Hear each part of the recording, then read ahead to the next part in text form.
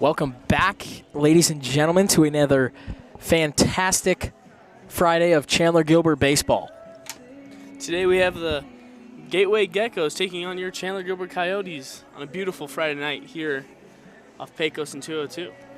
Should be a good matchup. Last two times these teams faced, the Chandler-Gilbert Coyotes won both games. So the Geckos looking to get their get back today.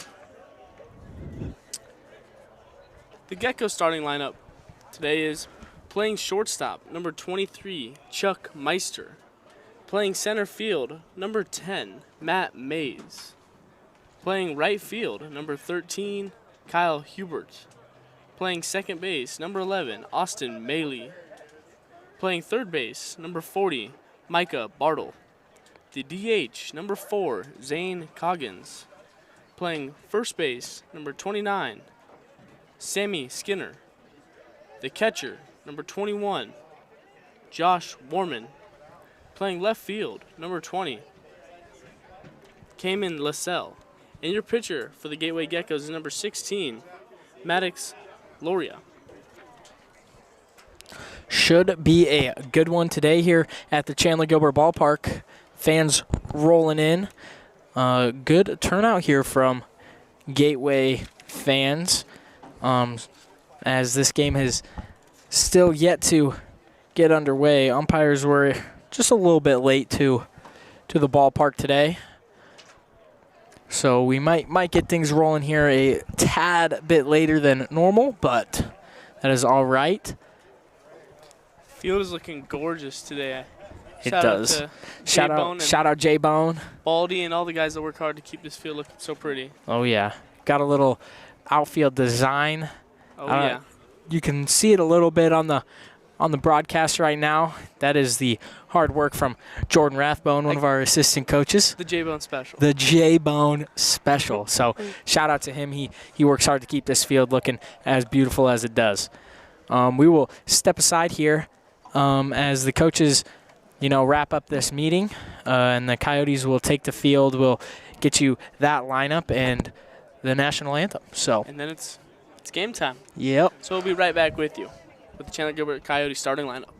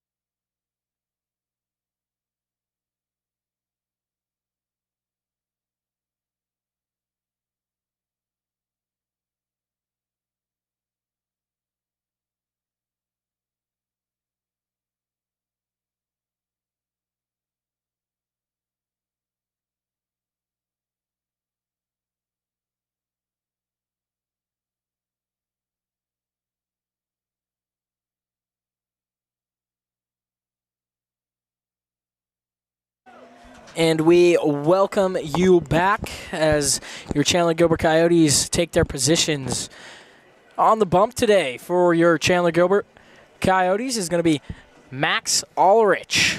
Number 18, behind the dish is Adolfo Pacheco. Playing first base, Jeremy Kuiper. Second base, Rocco Musilli.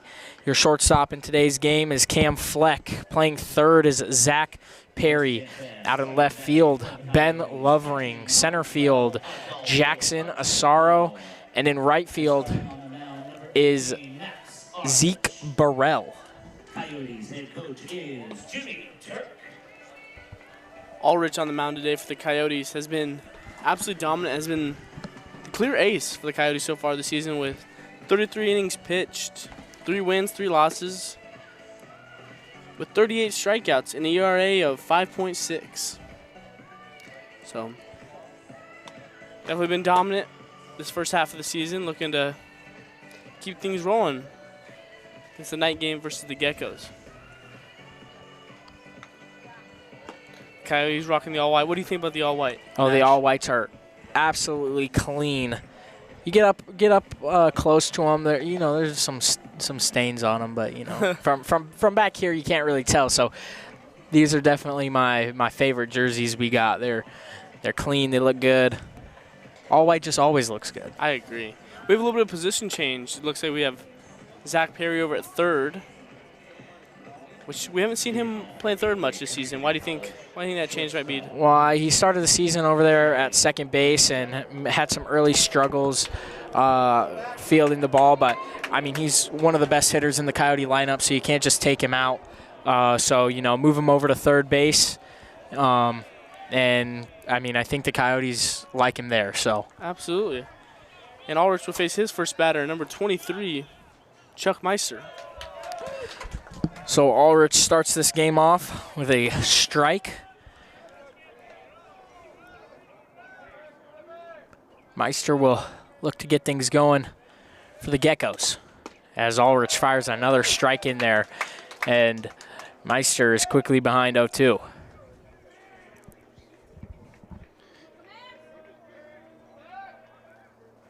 This ball is hit sharply over the shortstop. Fleck fields. Throw to first is in time for the first out. So Ulrich retires the first batter on 3 pitches.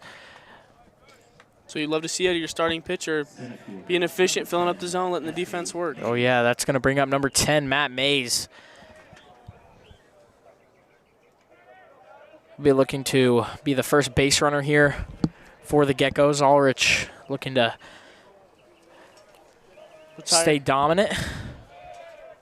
Stay dominant as always. Looks like we have a little shift in the infield. Looks like Cam Fleck, the shortstop's a little bit moved over closer to second base, and Rocco Musilli kind of in that 3-4 hole over there. Yeah, we do have a assistant coach. Coach Brassfield does a great job of finding the hit charts, doing the scouting of where hitters like to hit the ball. So shout out to him. You see a little shift in the infield. He's more than likely the guy saying, hey, this guy likes to pull the ball a little bit more. So Ulrich misses that outside just barely. Count now 2-1 to Mays.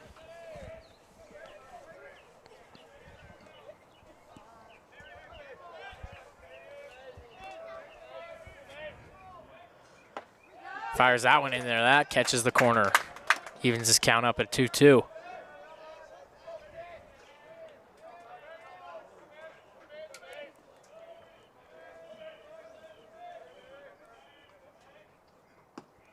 Misses low and outside there. Ulrich, little higher ERA than, he'd like to have, and that's kind of been a theme with the Coyote pitching, just allowing a little bit more runs than they think they should necessarily have. But these last few weeks have been dominance from the Coyote pitching staff. I mean, they've really dialed it in. Complete 180. I think they had the pitchers and Coach BG, the pitching coach, kind of came together like, all right, we need to step up our game, and clearly they have. So Ulrich will look to continue that Coyote trend. With the runner on first in the 3-hole, number 13, Kyle Hubert now up.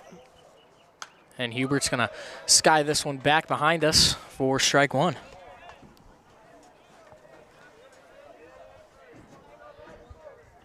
More fans are trickling in here Great turnout from GateWay.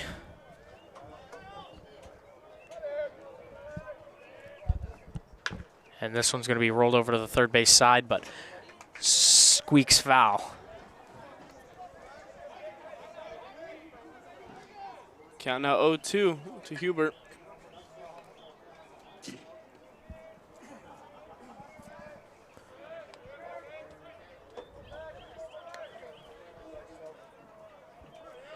Austin Maley waits on deck as here's the 0-2 to Hubert. That's going to just miss the inside part of the plate. Coyote fans maybe don't quite agree with that. It looked like a little inside from up here. Maybe Adolfo did a good job framing to get back to the zone, but I think that was the right call by the Blue. Runner takes off, and this ball is going to be skied into right field. A chance at 2. Ball had a little bit too much air under it for Zeke Burrow to get Mays out at first as he took off on the pitch. But that'll be the second out of the inning. We'll bring up the 4-hole, number 11, Austin Maley.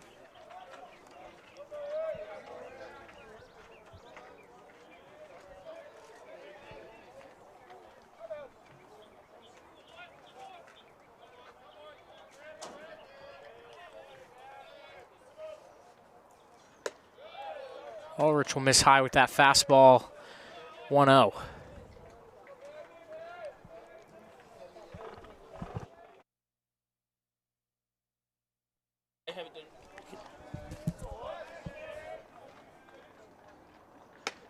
And misses again outside there for ball 2.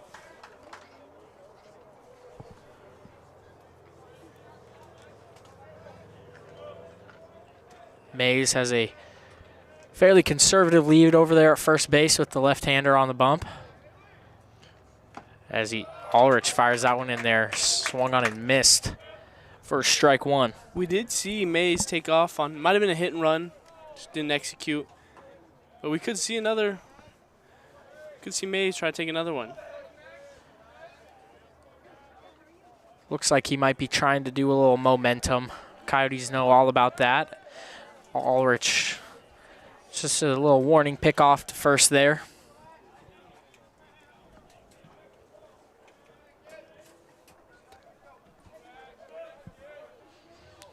So the 2-1 is going to miss inside there for ball 3. Now Austin Maley in a hitter's count with a runner on first and 2 away. Could expect a big swing here from the 4-hole Melee. Runner takes off, and there's a swing and shallow fly ball to center field. Asaro makes a run to it and got his glove up there a little late. Scared Austin here in the booth. It looked like he might have lost a little bit in the lights, or lighting's a little different in the night games. It looked like he kind of snuck up on him there, but regardless, gets the third out of the inning, and after the top of the first, Ulrich comes out scoreless, and the Coyotes will get things going with their top of the lineup. Number 16 for GateWay Geckos, Maddox Loria will take the mound. We'll step aside here as Jackson Asaro comes to the plate for the Coyotes.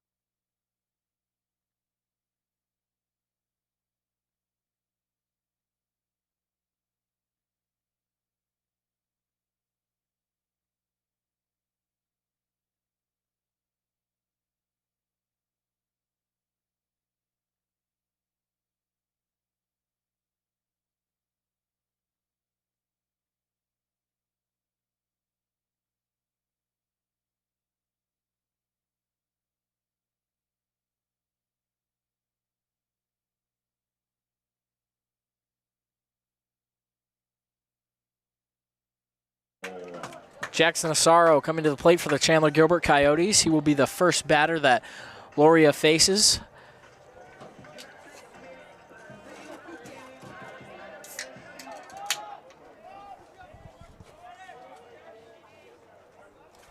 Here's the first pitch from Loria. He's going to miss outside with that one for a ball. Asaro, so far this season, has been a great leadoff for the Coyotes, batting .306 with 30 hits and leading the conference with stolen bases with 26. Asaro squares the bunt, pulls back on a slider that misses outside.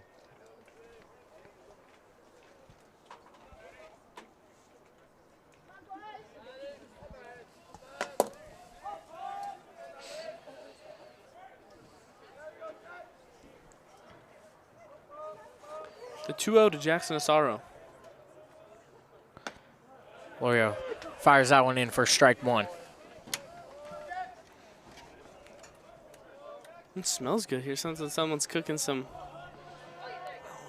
Someone's got some grub. 2-1 to Asaro. Is going to catch the outside part for strike two.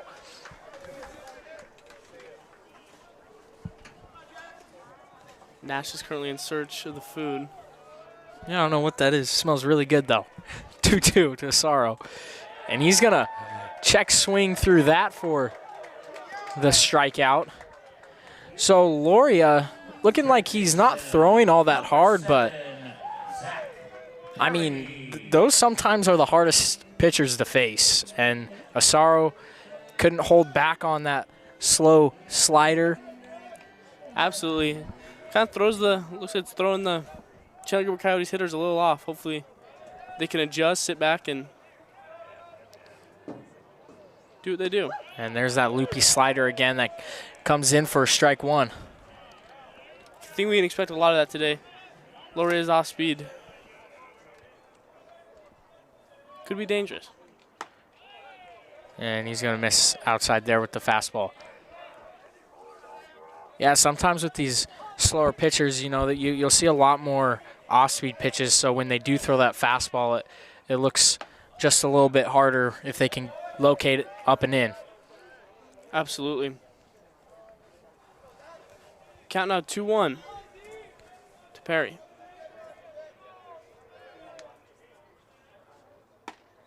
Perry will watch that one, catch the outside part of the plate for strike two. So a 2-2 count to Zach Perry.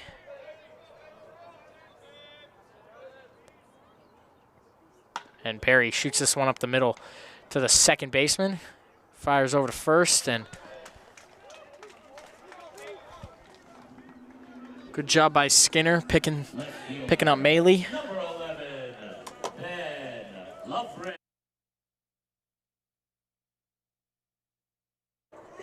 So Ben Lovering, the third hitter for the Coyotes today, will look to get things going with 2 outs. He'll be trying to be the first Coyotes base runner.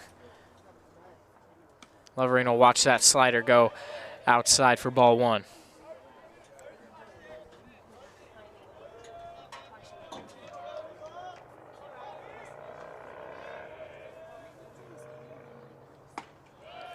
There's that fastball, the low outside part for strike number one.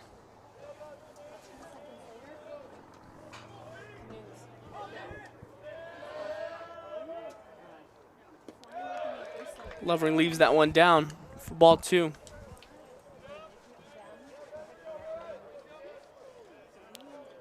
Those are hard pitches to lay off of. They start real middle, and they kind of dive off at the end. Goes with the slider again, and that ball's caught by the catcher. Warman was able to get underneath that one to get the third out of the inning. And after first inning, score is still 0-0. And Max Ulrich will come back on the mound for your Coyotes. We will join back with you here in the top of the second.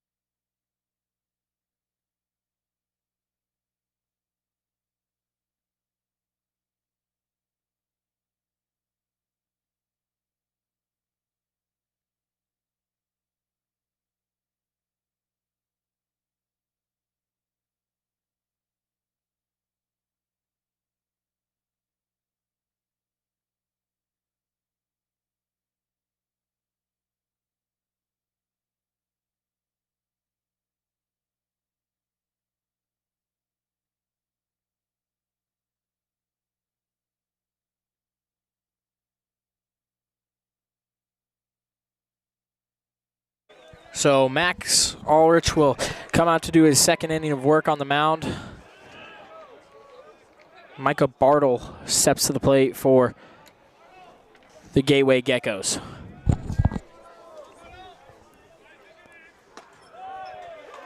Ulrich fires that one in for strike one.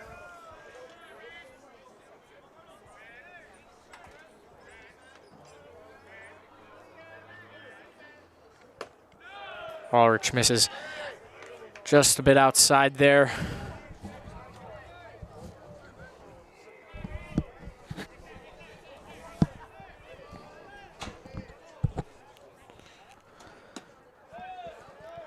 That one's going to miss the outside part again.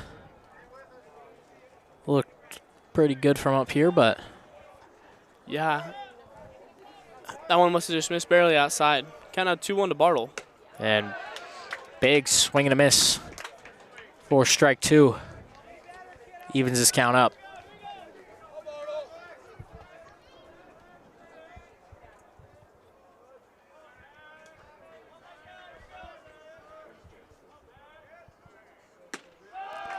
And Ulrich gets his first strikeout of the night. As Bartle watches that fastball. Designated hitter number 4, Zane Coggins. Now hitting number 4, the DH, Zane Coggins.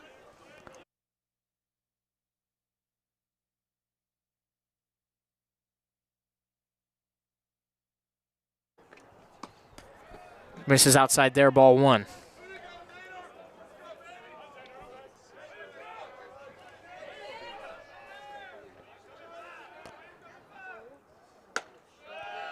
Again, misses outside. Count 2-0 to Coggins.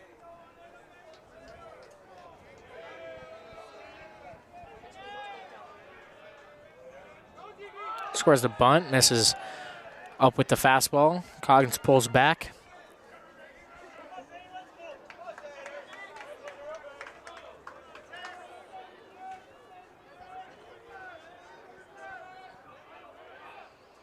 .3-0, Ulrich fires that in there for strike one.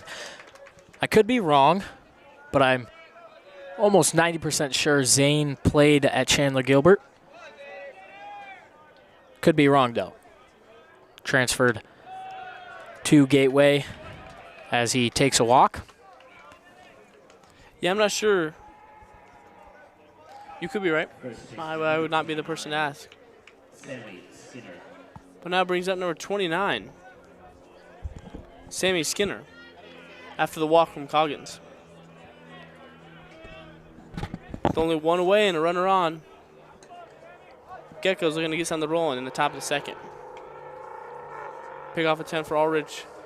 Not in time. Coggins back safely.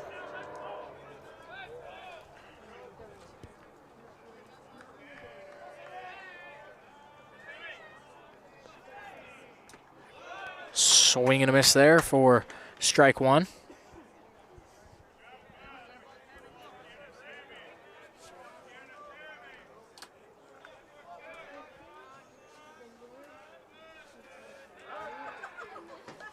Another pickoff attempt over there. Nothing doing.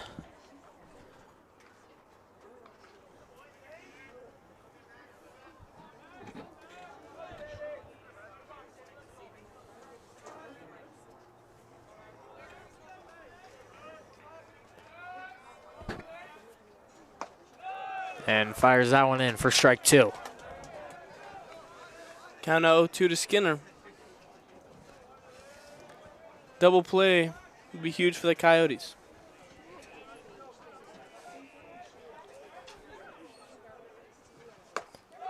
Big swing and a miss there from Skinner. That'll be Ulrich's second strikeout of the inning. Catcher number 21, Josh Warman. Now coming to plate number 21, the catcher, Josh Warman.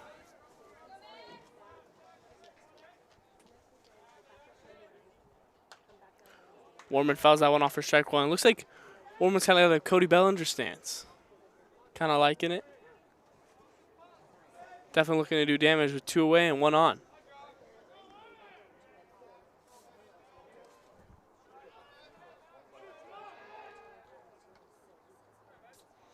Ulrich, another pickoff attempt, making sure Coggins isn't going anywhere.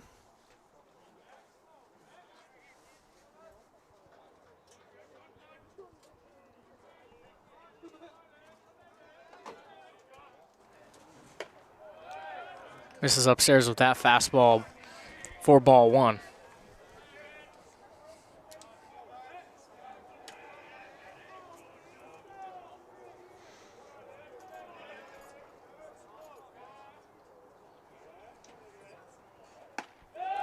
Takes that fastball for strike two. Count now 1-2 from Ulrich to Warman.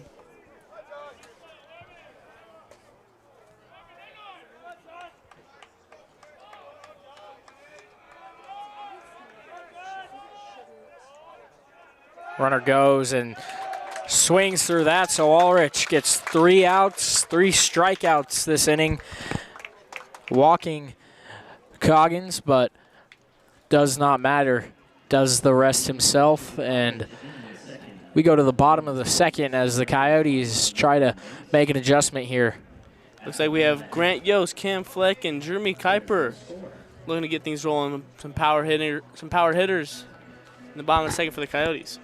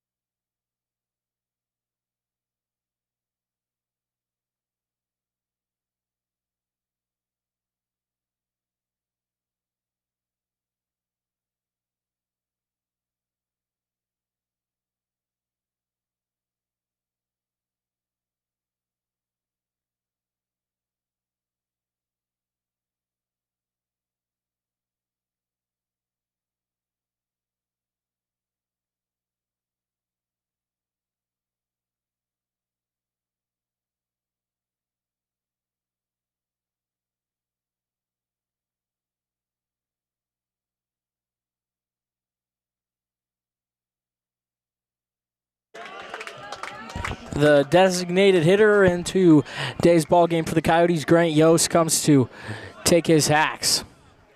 He'll be looking to be the first base runner for the Coyotes. Number 16, Maddox Loria, still on the mound for the Geckos after it went 1-2-3 against the Coyotes. The top part of the Coyotes lineup. My apologies.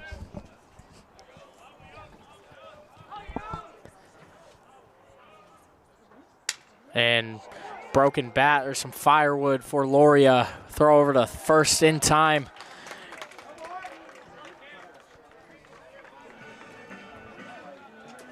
Shortstop, number 2. Good play by Bartle there over at third. Fleck. Charges the soft roller and fires it over to Skinner in time. See if Cam Fleck can turn the tide here for the Coyotes. They have not been able to figure out Loria yet. There's that breaking ball, and Fleck goes out and gets it, but hooks it foul.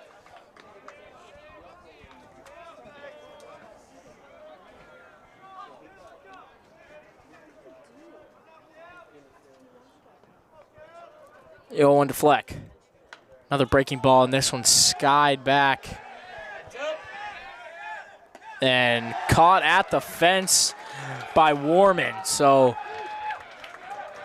great play by Warman. Gets right up close to the fence and is able to get under it and haul it in. Jeremy Kuiper. Now brings up number 13, Jeremy Kuiper, who started off the season real hot. Cooled off a little bit here. He'll be looking to get back to the earlier form. He takes that one for strike number 1.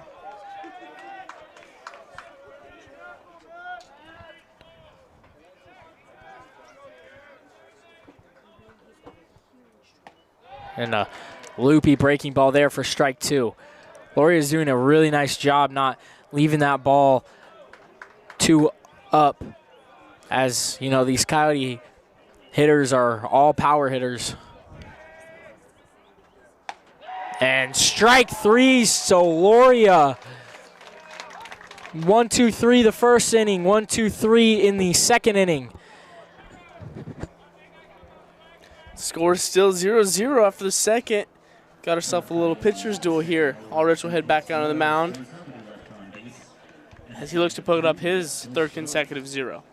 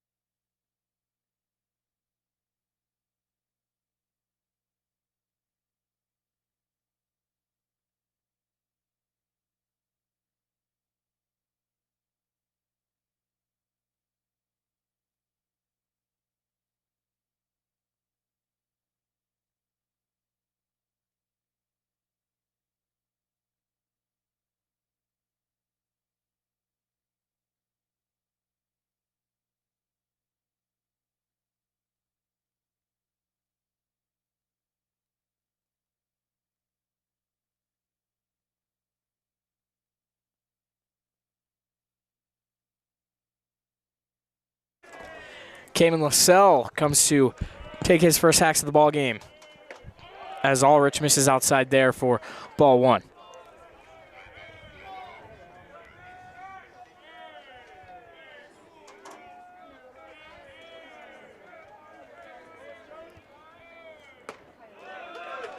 There's another fastball there that looked pretty much down the middle for a strike.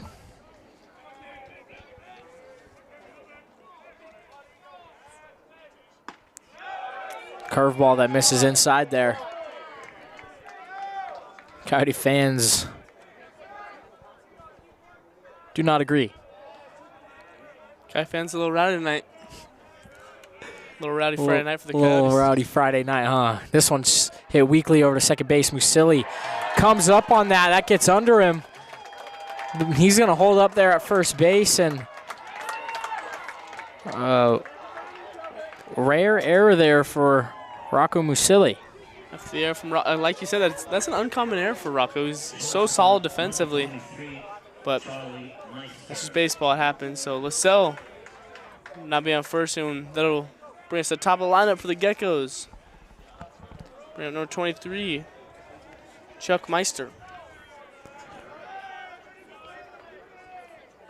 Meister's going to watch that one in the dirt. Good block by Pacheco.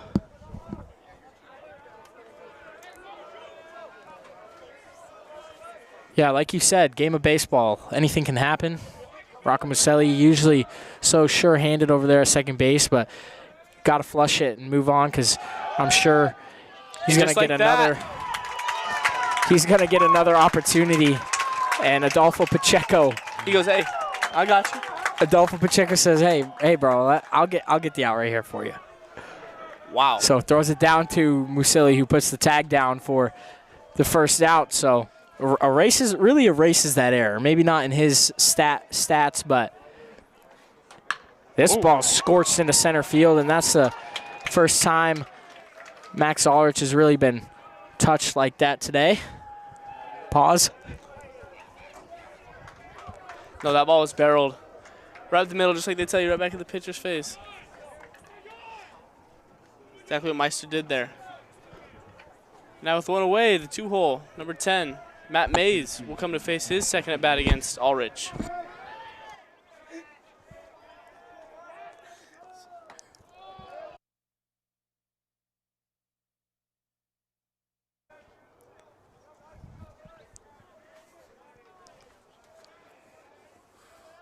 Mays leaves that one for ball one. Count out 1-0.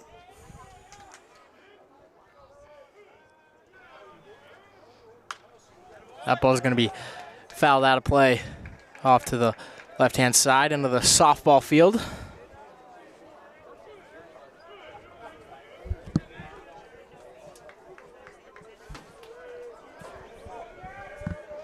Count out 1-1. Pickoff attempt. I wouldn't be surprised to see a ground ball here to Rocco. This game of baseball seems to find you. Yeah, that's true. Yeah, make an error, have a bad at bat, ball always seems to come to you. And that ball's scorched into the left center gap as well, and he's gonna go from first to third, holds up at first base. So now runners at the corners with one away. In the 3-hole, number 13, Kyle Hubert coming to the plate. So back-to-back line drives for the Geckos, and BG is going to come out and talk to his pitcher and infield here. Try to calm him down a little bit. Double play still intact for the Coyotes. Do you think, Nash, we could see Mays over at first take off here? And it's definitely a possibility. I mean, you got one away, and, I mean, the Geckos are a scrappy team, so definitely could see some movement over there at first. Try to manufacture that run, put the first run of the game. With a lefty on the mound, though, it is always hard getting a good jump, so got to be wary of that over there at first base. Right fielder, number 13, Kyle Hubert. Good thing is, though, you do have a righty up to bat, so it kind of saves a little bit that run at third from a back pick attempt. It's always hard with a righty up for that catcher to throw around him. Absolutely. Ulrich fires that one in for strike one to Hubert.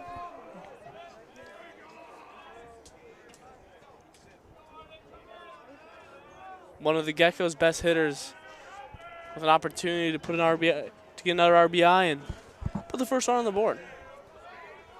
Squares the bunt, pulls back, and Pacheco making sure.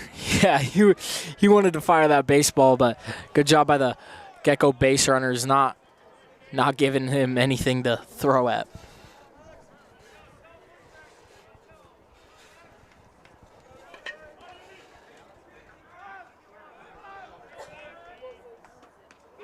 And that is gonna.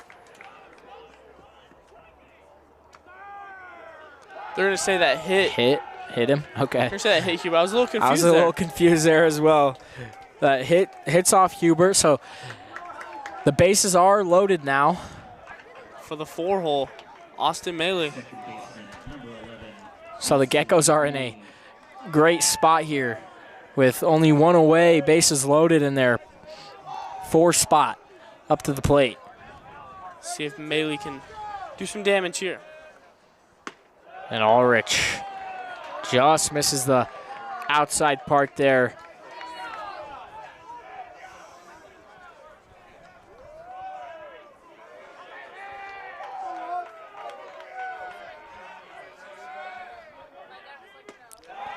Swing and a miss there on that off-speed pitch from Ulrich. 1-1 count.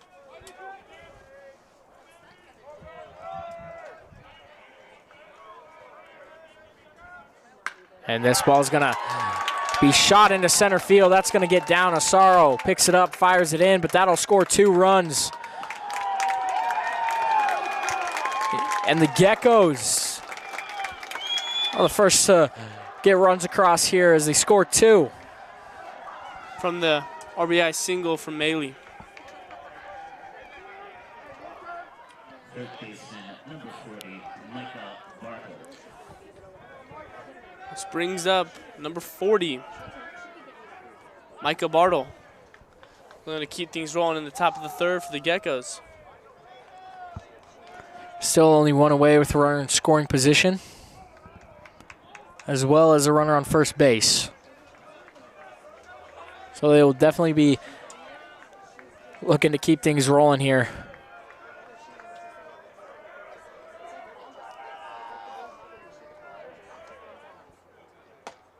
Ulrich misses inside with that fastball.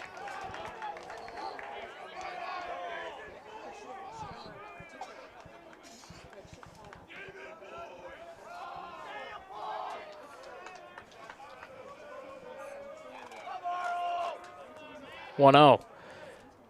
Swing and a miss.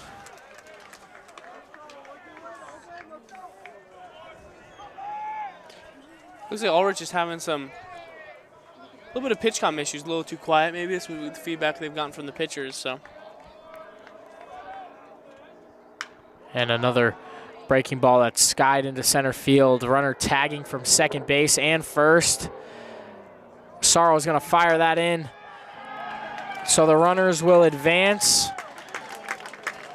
And now you have two runners in scoring position with two away for number 4, Zane Coggins. Designated hitter, number 4, Zane Coggins. Coggins walked his last at bat. Looking for the first hit of the series. For his first hit.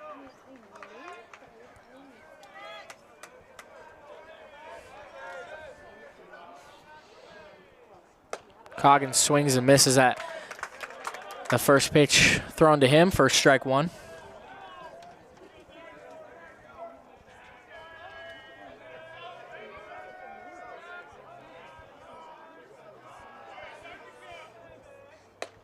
And swings through that one for strike two. Ulrich up 0-2 against Coggins, looking for another strikeout.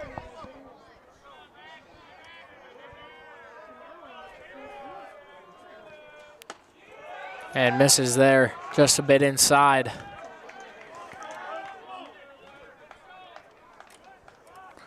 Not really giving him that inside corner today. Zone does look a little tighter.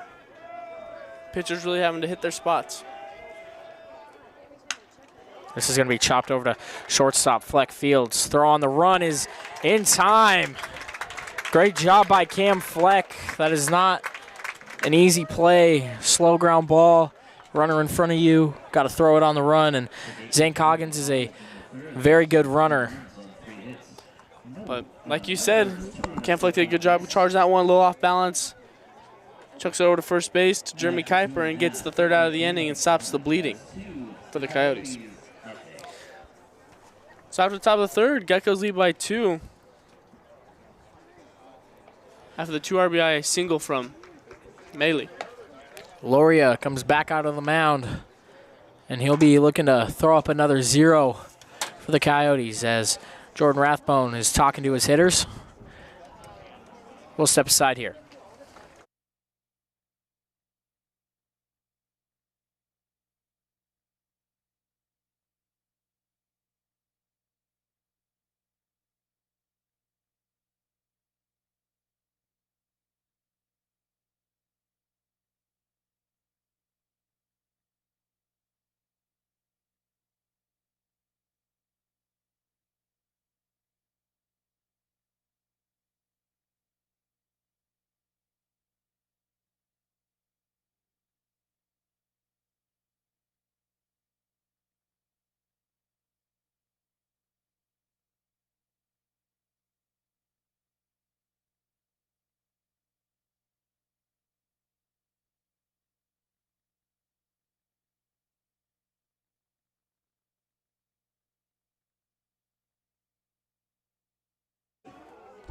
Leading things off for the Coyotes is the catcher, Adolfo Pacheco, who will face Loria for the first time tonight. Pacheco leaves that one low and in for ball 1.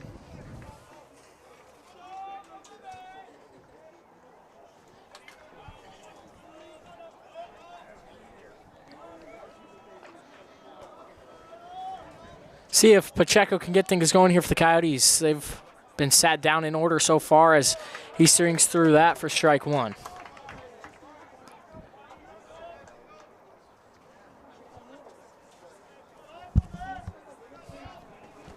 What do you think the message in the dugout was after they came off the field?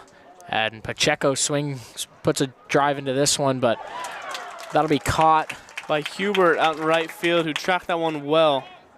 So first real barrel, though, the Coyotes have had, so give him a little bit of life. Looked like maybe a little top spun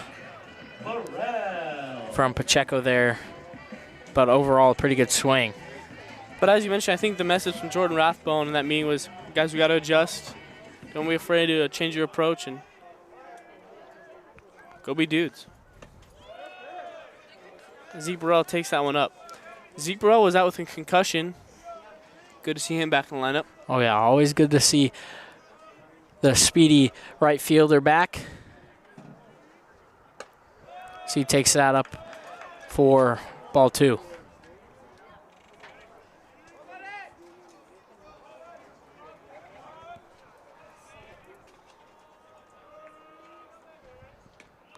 That 2-0 pitch misses outside. Ball 3. So Burrell will be looking to turn it over to the top of the lineup.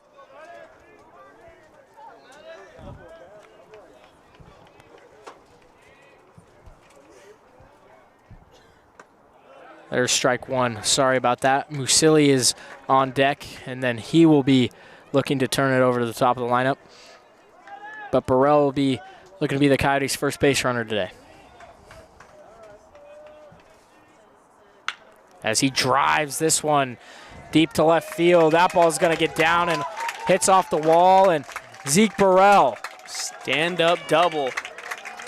Stand-up double for Zeke Burrell. So he is the first Coyote base runner today. First hit, first base runner.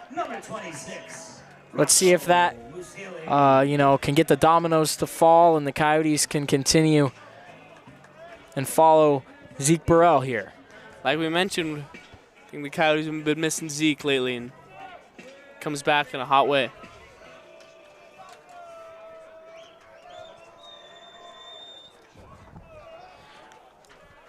So Rocco Musili will be taking his first hacks today.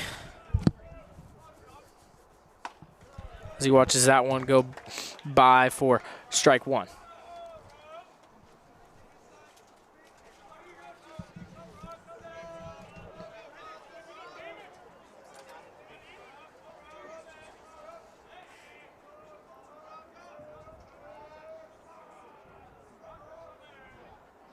It's going to miss quite a bit outside there.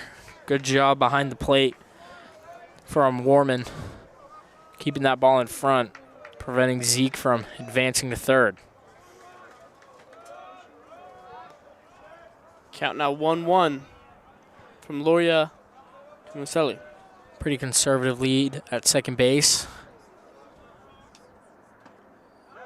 As that is going to be called for a strike. Coyote fans moaning and groaning about that one as they haven't really seen any inside pitches called for them.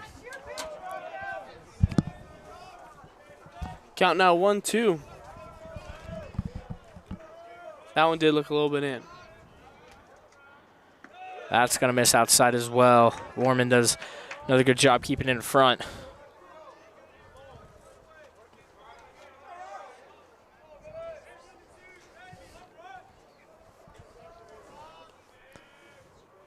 Rocco, a good two-strike hitter. Looking to drive in Zeke Burrell from second. Misses outside with another breaking ball there. We'll head to a full count.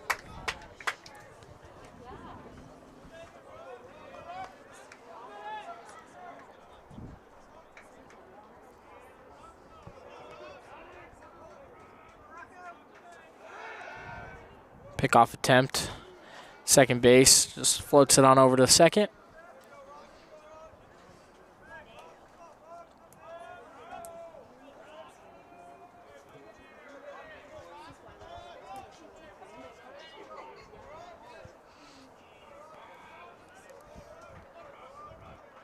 So here's the full count to Rocco Musilli. And he swings through that for strike 3. So Jackson Asaro will come up to take his second hacks of the day. Struck out his last at bat. Now he will try to score Zeke Burrell from second base. Looks like his catcher Warman has some words to give to Loria, so talking over. Probably mentioned Jackson Asaro's speed. Making sure he doesn't lay down a bunt here. Going over his last at bat.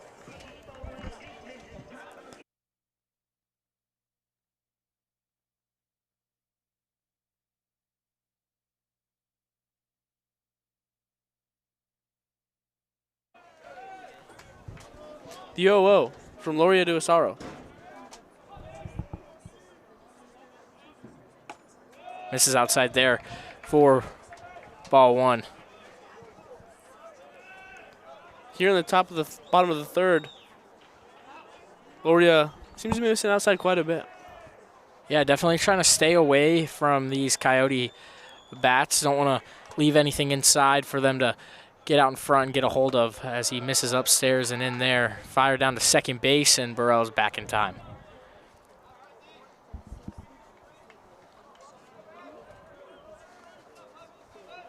Count now 2-0 to Jackson Asaro.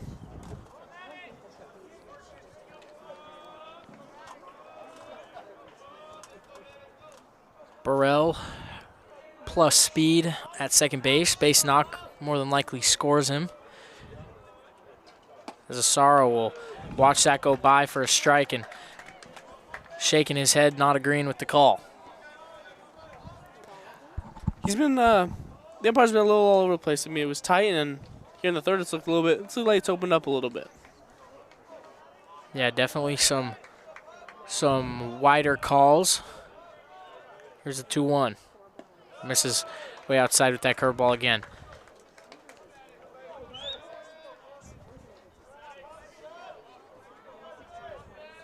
Count now 3-1 to Jackson Asaro, something in his wheelhouse. Could expect a big swing. Yeah, just trying to put something in the gap, put a ball in play. As he swings, and this one's hit to shallow right field. And that ball's going to get down, so Asaro's going to move all over to second, and he's in there as the tag is not in time. So Jackson Asaro, not exactly what he wanted there, but I mean, that does the job. Scores a run for the Coyotes. Absolutely, I mean. And I mean, the wheels got him to second base. Yeah, he put his head down and buried and got another 90 feet, and another 90 feet is crucial in baseball. So you'd love to see the hustle from Jackson Asaro. Yeah, he jumped out of the box there. Knew that had a really good chance of getting down. Outfield was playing pretty much straight up, and that ball was hit quite shallow. Second baseman was pretty much behind second, keeping the runner on. So good job from Asaro knowing the game and turn the burners on. So Zach Perry comes to take his hacks again as he watches that curveball loop in there for strike 1. Zach Perry had a ground out to the second baseman his last at bat. Looking to tie things up here in the bottom of the third.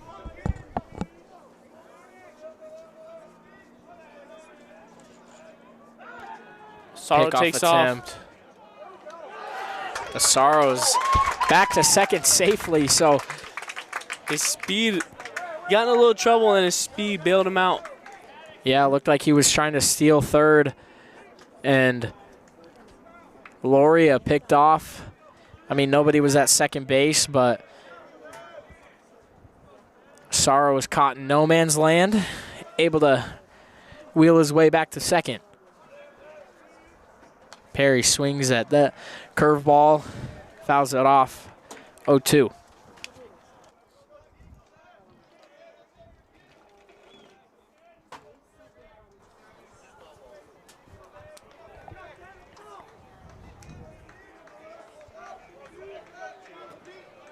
To Zach Perry. And Perry fights this one back. Foul again, so he stays alive for the 0-2.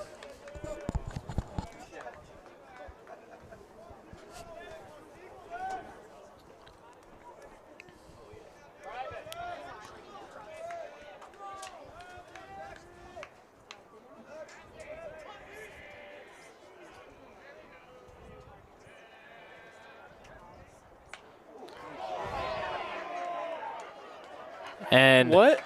he's going to call Zach Perry out for leaning into that pitch. So, curveball there. Perry leans in. Is that what? Okay. Well, I'm glad you saw it because I thought it hit his bat. No, it hit his elbow guard on the arm. He leaned in there, took it off the arm. The umpire called, interference there. So Fortunate break for the Coyotes, but they do put up 1.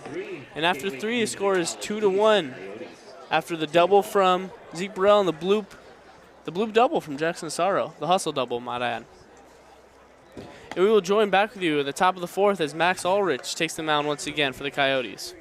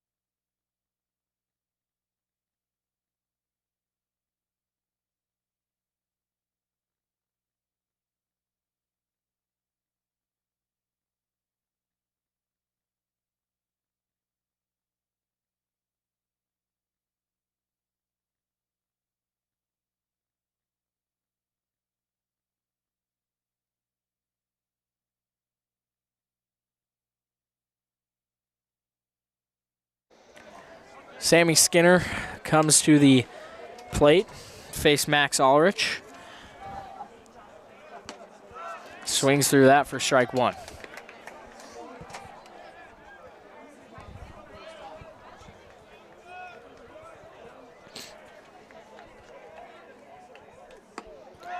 Skinner swings through that one again, makes it an 0-2. Skinner had to strike out his last at bat.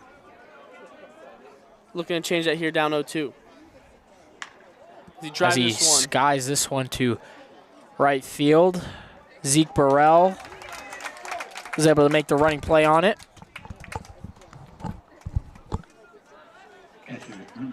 Which brings up number 21, Josh Warman. He's had a good couple of plays behind the dish today.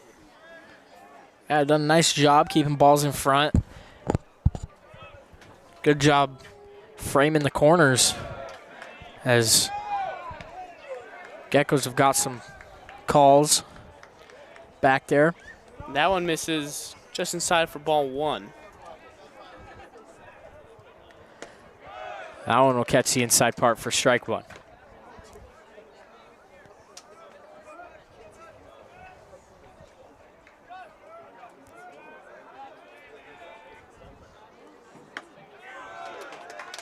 And that one catches the outside part for strike 2.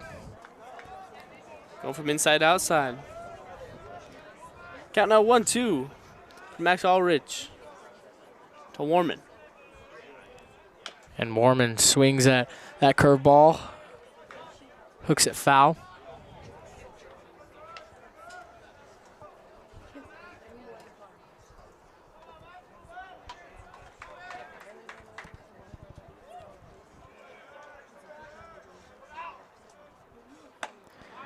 Ulrich misses outside there, ball 2.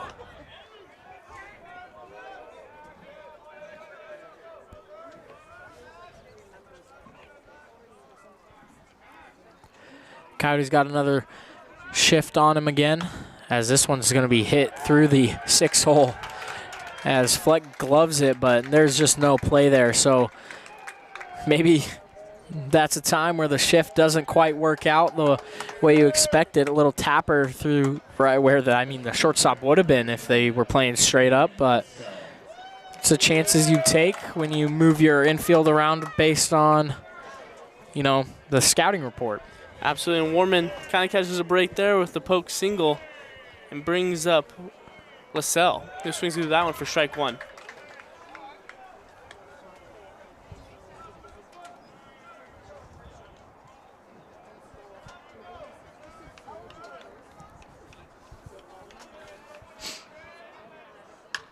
And LaSalle skies this one, shallow right field. Rocco Musilli making a run on it and overran it. Just behind first base. That's definitely a hard play. It's directly behind Jeremy Kuiper, so he's having to run, try to track it. It's a long run for Zeke. And yeah, it looked like maybe not the, right amount of communication over there. Kuiper looked like he didn't know where it was. Musilli looked like he didn't know if he was going to get there. As another one skied out.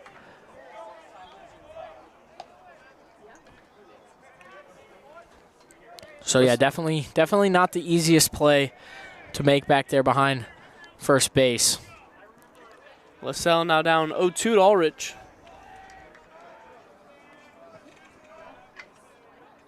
And swings through that for strike 3.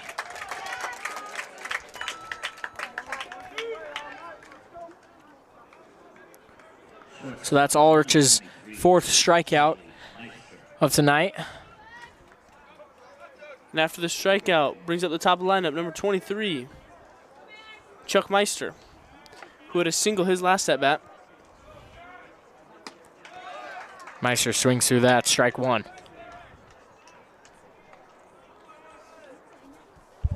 Ulrich already at 71 pitches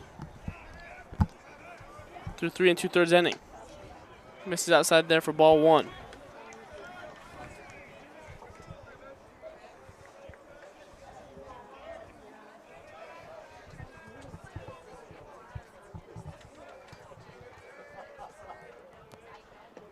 Fires that one in there. Pacheco keeps it in front.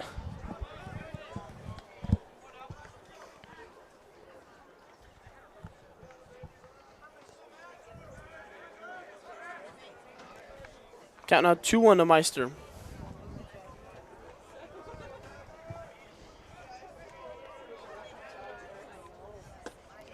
Fires that one in for strike 2.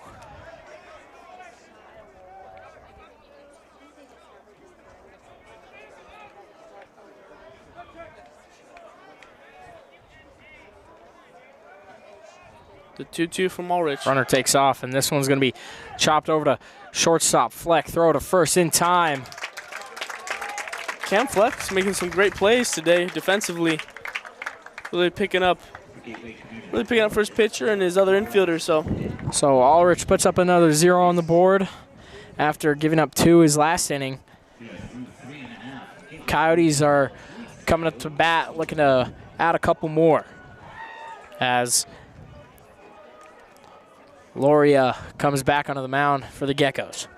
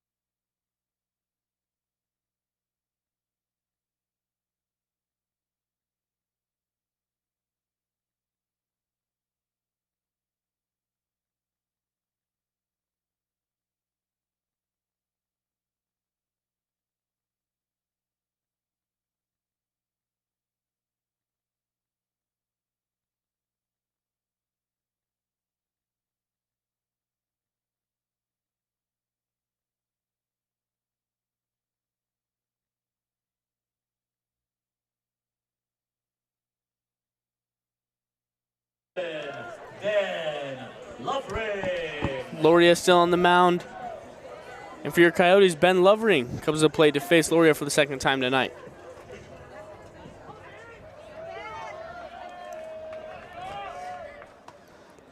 Lovering swings and taps this one over to Loria, who throws the first in time. Looked like he got in front of that one and just kind of cue balled it to Loria and fired it over to first for the first out of the inning. Loria only at 44 pitches, and that's partially due to the Coyotes swinging at the first 3 pitches of every at-bat. Which brings up number 33, Grant Yost, the DH. And that's going to miss inside and actually clips Yost, so he'll get on base. He'll take his free 90. After, you know, last at-bat had some firewood. Which brings up number 2, Cam Fleck.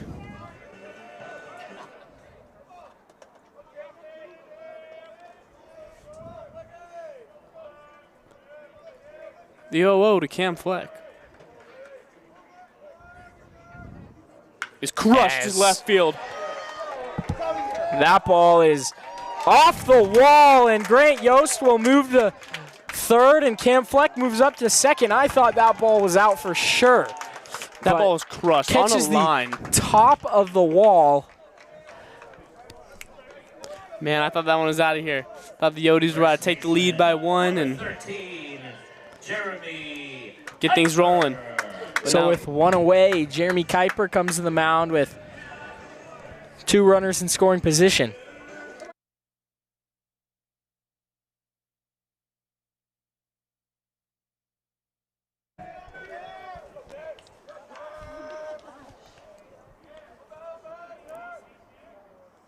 Kuiper swings through that for strike 1. So that time I think Loria just left that curveball, and I knew it was going to happen eventually. Just couldn't quite get it out off the plate enough. Left it over, and Cam Fleck punished it. Hit it off the wall, and there's that fastball outside. Almost caught Yost sleeping over there at third base, but didn't have a big enough lead as he falls back on top of third. Count now 0-2 to Jeremy Kuiper. Fastball in was called a strike.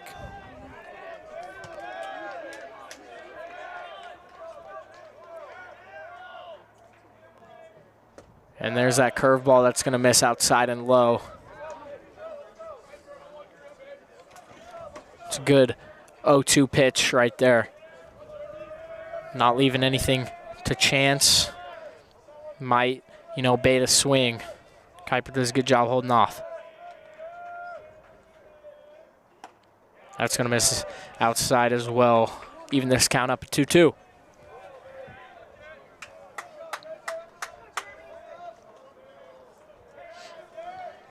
Defense playing straight away. Second baseman maybe a little shade over to second base, but besides that. And Kuiper's going to foul that one and just tap it over to the first base dugout. Looked like he barely caught that one just with the top of his bat. Kind of cue ball that one over to the first base dugout.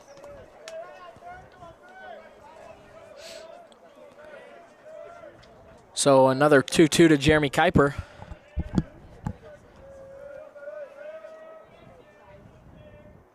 And Kuiper crushes this one to left field. That ball is going to get down and foul. Ooh. Just hooked it foul. Big sigh of relief from the Geckos.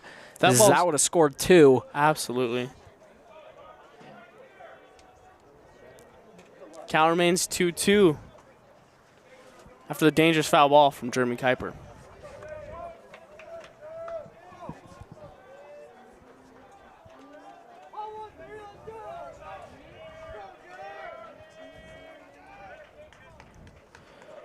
So Loria comes set for another 2-2. And catches the outside part of the plate and gets Kuiper looking for strike 3. Sped him up with a fastball there. Number 12, Adolfo. This brings up number 12, Adolfo Pacheco.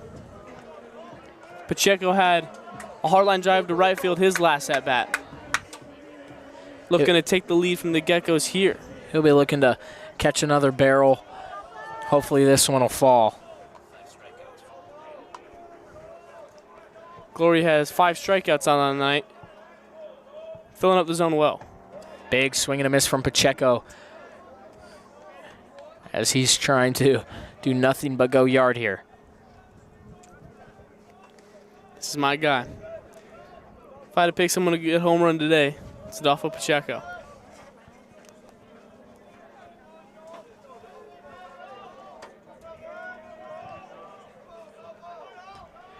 Loria comes set. Here's the delivery. Pacheco watches that one go by. Outside, ball 1.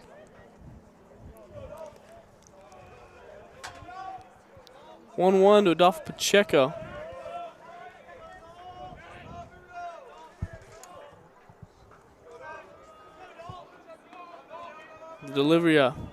Delivery from Loria. And Pacheco out in front there, just fouls it back. 1-2. Seems to be a common theme for the Coyotes tonight, just being a little out in front on that off-speed pitch from Loria. And with that, he's getting weak ground balls, weak contact. Looks like the Coyotes are going to sit back just a little bit longer. Easier said than done. Don't get me wrong.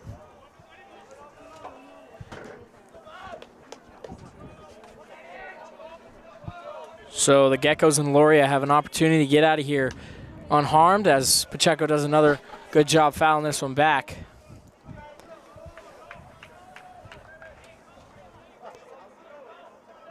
Another strikeout, like you said, would be huge for the Geckos after the hit by pitch to Grant Yost and the double from Cam Fleck.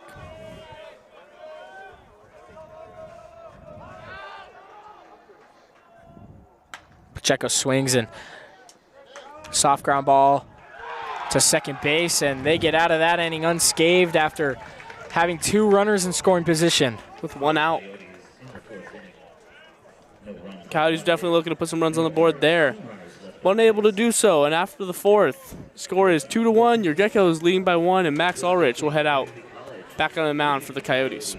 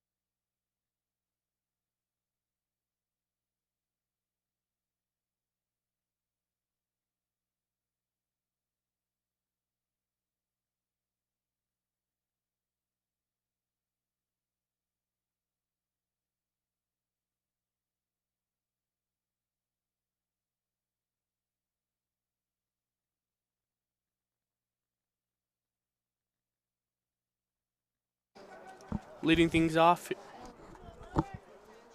here in the top of the 5th is a 2-hole, number 10, Matt Mays. Takes a big hack of that one and swings through it for strike 1.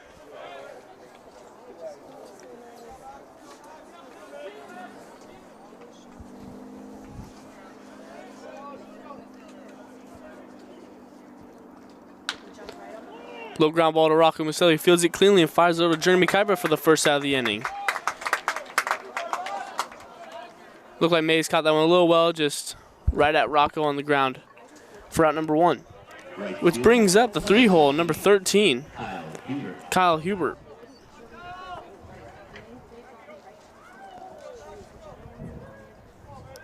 Hubert 0 for 1 today. In search of his first hit. Ulrich misses there outside, ball 1.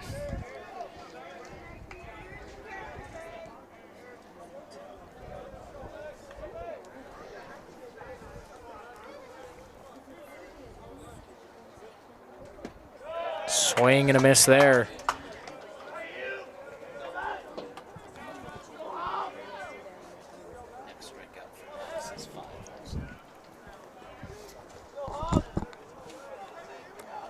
The 1-1 count from Ulrich. Squares the bunt, and a miscommunication there on the pitch as they got crossed up.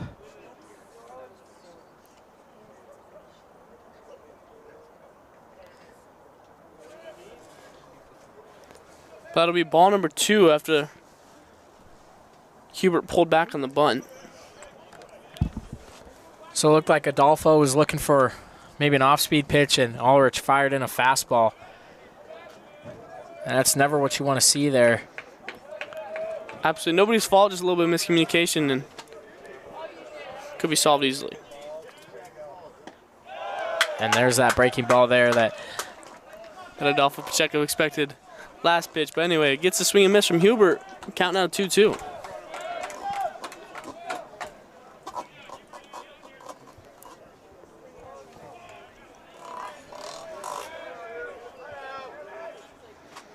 and swing and a miss, and that's Max Ulrich's 5th strikeout tonight. A lot of off-speeds at bat. We hadn't seen a lot of that from Max. He's been kind of peppering the fastballs, but gets Hubert on 3 curveballs there.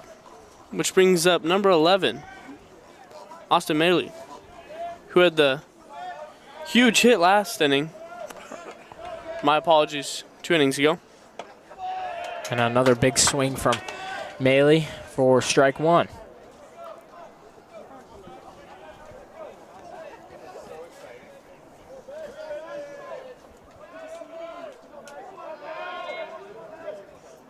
Oh, 1 fastball catches the inside part, strike 2. Looks like Ulrich is working with a little bit quicker tempo this inning. Seems to be working well for him. As Maley takes his time and kind of disrupt the flow and tempo that Ulrich had going. Yeah, it's been a quick inning for Ulrich so far. And GateWay third base coach goes to talk to his batter to kind of slow things down, get him out of his rhythm. Absolutely, it's not accidental. The third base coach knows what he's doing. He sees the flow that Ulrich is in. All right, let's break this up, give my hitter some time, and see what helps out Maley here in the 0-2 count. And Ulrich misses quite a bit outside there for ball 1.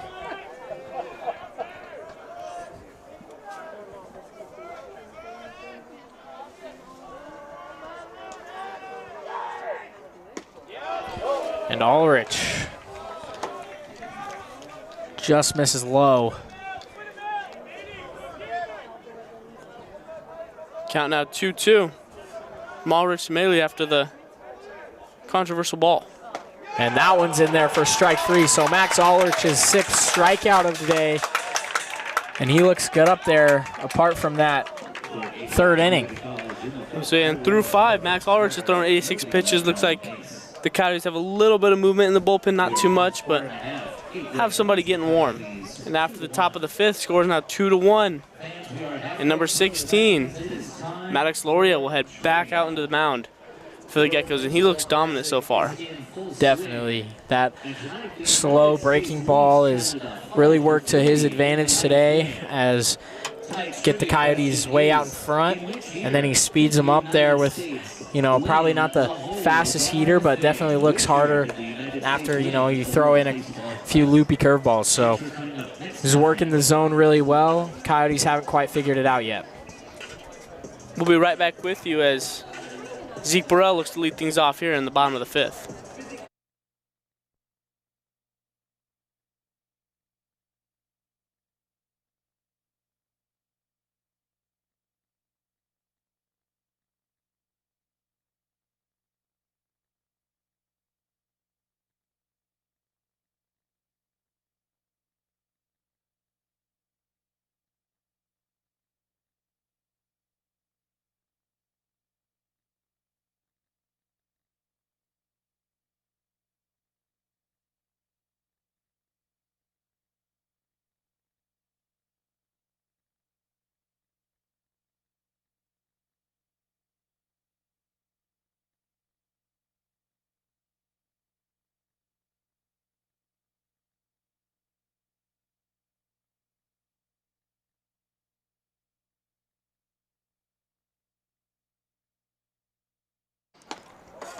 Zeke Burrell will take that pitch on the outside part of the plate for ball 1.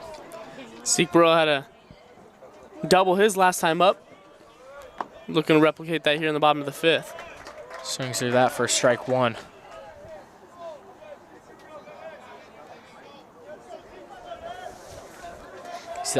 He is the lone run for the Coyotes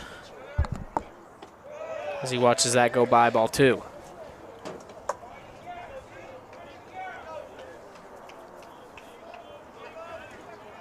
The 2-1 from Loria to Burrell. And loopy curveball catches the inside part there. 2-2.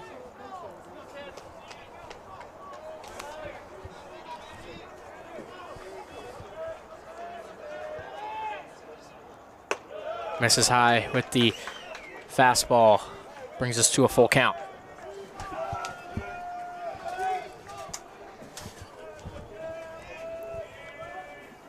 And misses outside there, so Zeke Burrell finds his way on base again. This time with a walk. Rocco Musili comes to the dish. Number 26, Rocco Musili. He'll be looking to turn it over to the top of the lineup.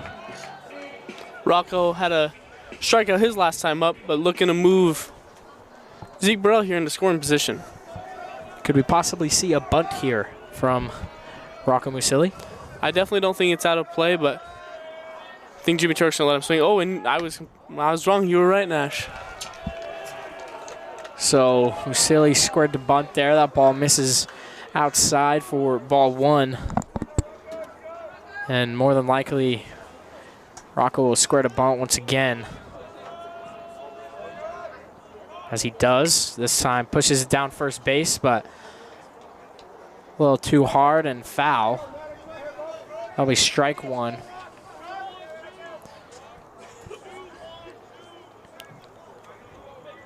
So now maybe let him swing it, as usually he's hitting around 340.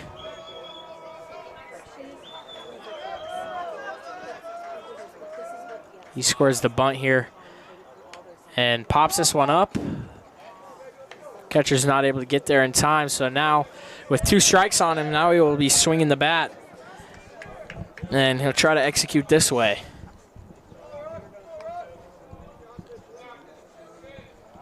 Yeah, Rocco unable to get those bunts down. Now has to find a way to move Zeke Burrell the old-fashioned way with a solid base hit or a walk.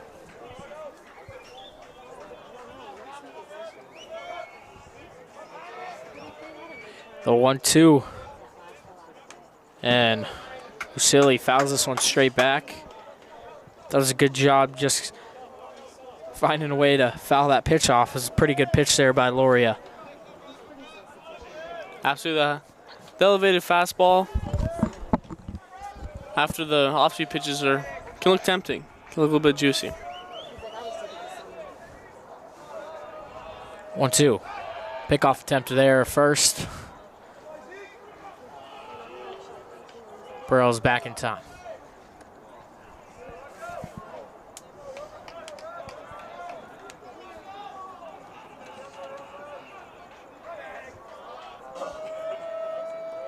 Here's the 1-2.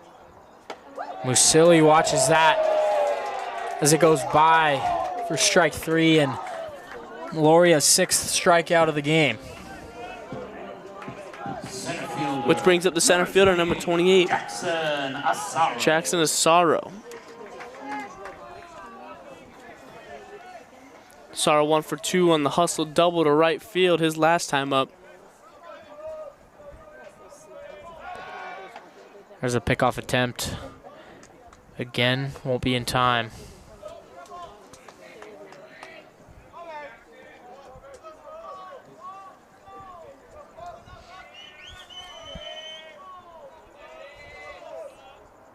Asaro watches that go by for a ball. Couldn't quite catch the top of the zone there.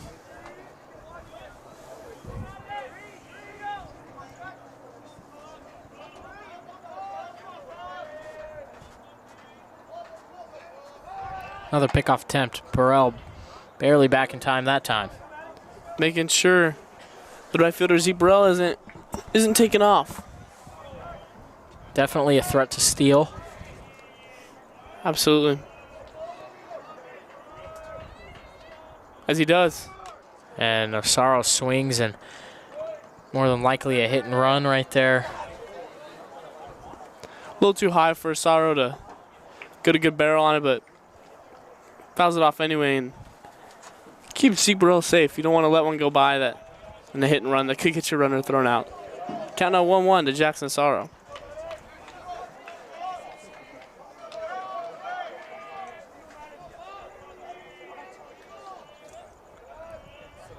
Asaro squares, lays down a bunt. This one is going to be called foul. Was he out of the box? I believe it hit the plate. Hit the plate. A lot of different calls tonight. Kind of been a different game. Yeah, just a lot of small, interesting stuff. You don't see, a whole lot, but keeping it interesting in the 2-1 ball game. Loria comes set for the 1-2 to Jackson Asaro. Another pickoff attempt there, and Burrell's back in time.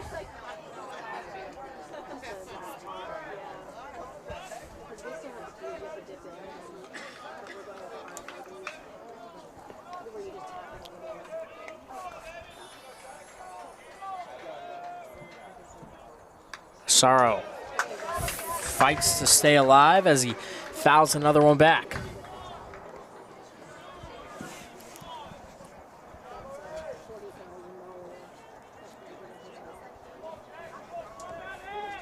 Count 1-2 to Asaro. Zeke Burrell now kind of with a smaller lead over at first. And Pickoff attempt again. This time Zeke Burrell back way in time. I wish I could go back and how many pickoff attempts that's been for Laureate over to Zeke.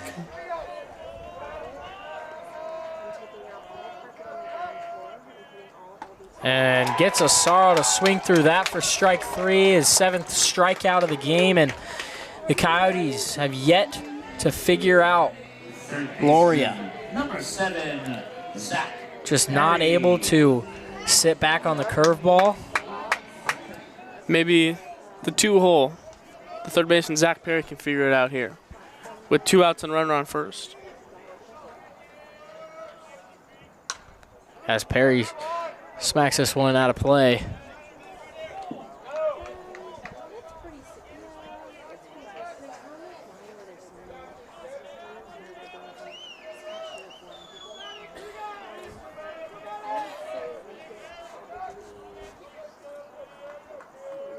On 1 to Perry.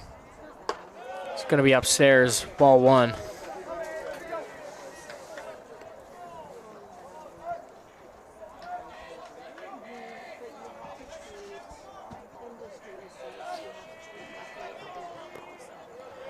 Burrell with a modest lead first. And Perry swings through that for strike 2. There's that breaking ball again. Loria's really been in command of that pitch. Command of that pitch and command of the Chandler-Gilbert hitters.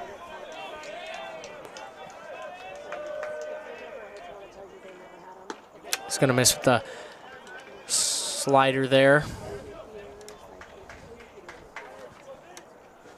Brings it to an even count, 2-2.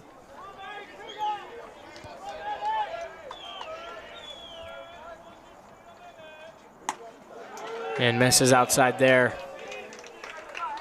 Count now full.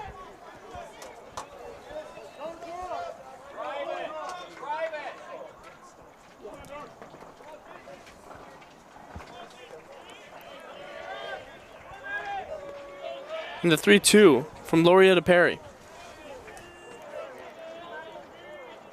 Pickoff attempt to Burrell, I feel like who's you're more than likely moving on this.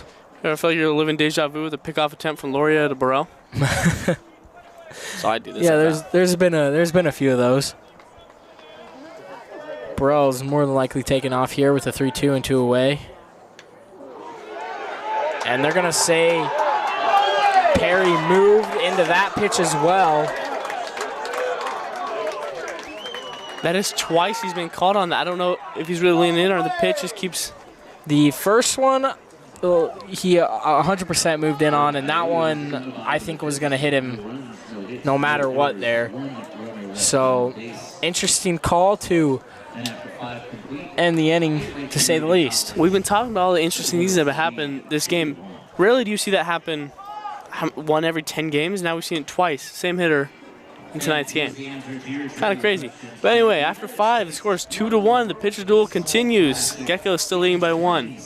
We'll be right back with you.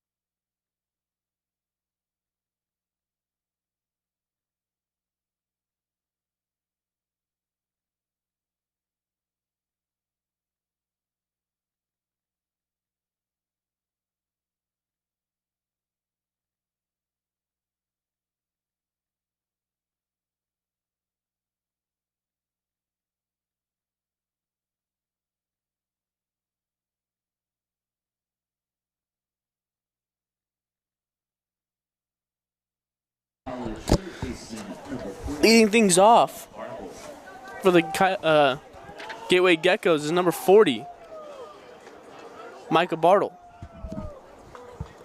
Bartle's 0 for 2 tonight, looking for his first hit against Ulrich. Skies this one to shallow right field. Jeremy on his horse, unable to get there. Kind of similar to last time, kind of dropped in between Rocco, Jeremy, and Zeke over there in right field. That'll be the first strike to Bartle.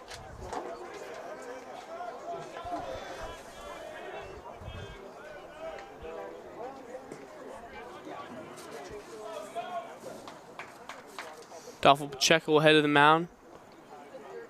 Give a talk to his pitcher, calm him down.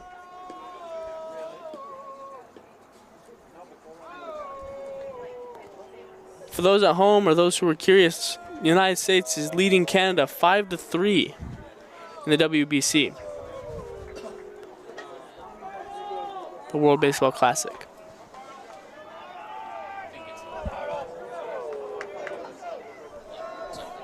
And just ended. United States won by a score of 5-3 to Canada. As Ulrich fires that one in for strike 2.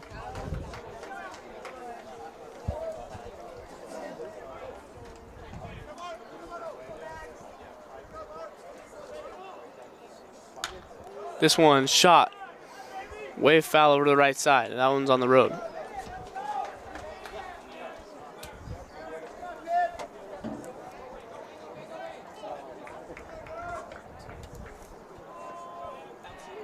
Count remains 0-2.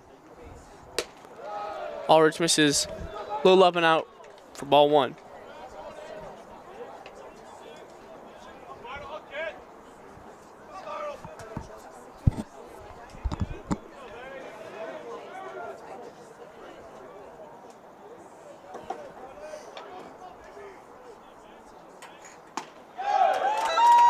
That one inside, called strike 3. Ulrich gets the strikeout against Bartle. That's Ulrich's 7th strikeout tonight. Zane Coggins. As he continues to dominate. Which brings up number 4, Zane Coggins, the DH. Coggins 0 for 1 with the walk. Takes that one outside for ball 1.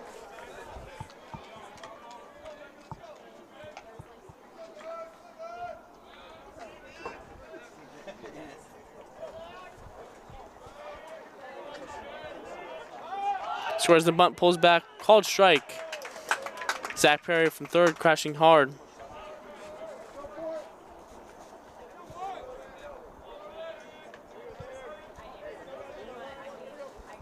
One to Coggins, who swings and fouls that one off in the first base dugout. Count now 1-2 from Ulrich to Coggins.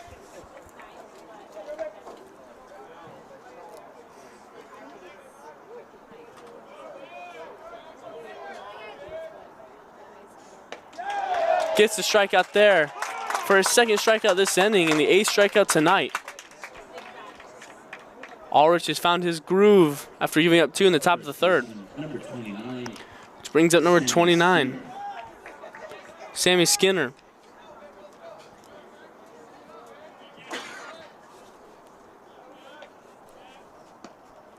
Skinner leaves that one down for ball 1.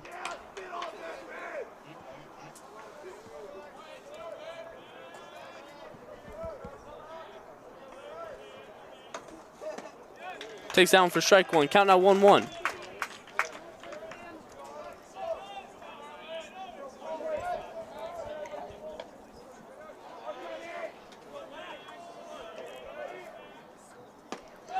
Skinner swings through that one for strike 2.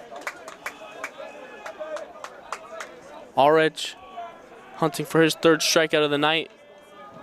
3rd strikeout of this inning, 9th of the night. And he does just that. 3 strikeouts this inning for Max Ulrich, making his 9th of tonight. My apologies. And that might be the last we see of Ulrich, as he's reached nearing 100 pitches with 98. So now the Coyotes will come to take their hacks in the bottom of the 6th, still down by 1.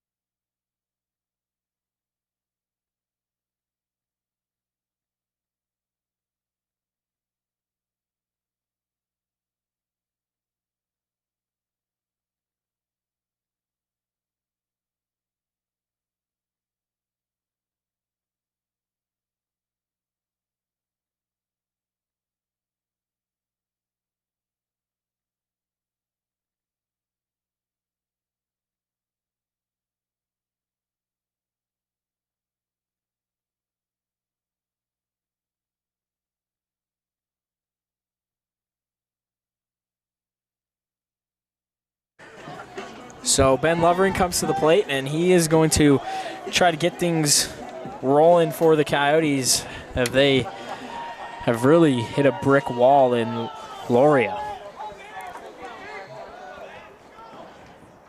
Lovering takes that breaking ball.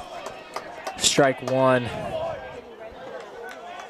Coyotes really having trouble figuring That off-speed pitch from Loria. another breaking ball there. That time in the dirt.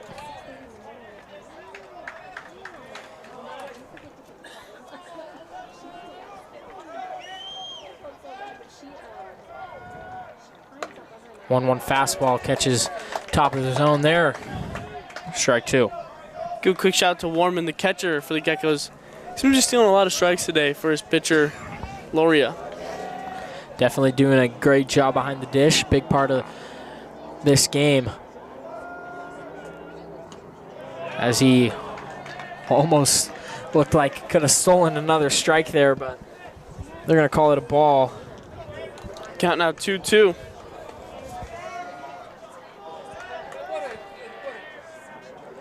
And Lovering skies this one to left center. Catch that ball at the wall. Mays caught the one right on the warning track. That one had a little bit too much air under it. Good swing, though, overall from Lovering. But that's going to bring up Grant Yost. Got hit by a pitch his last at bat. He's 0 for 1 today. And one less bat in the inventory.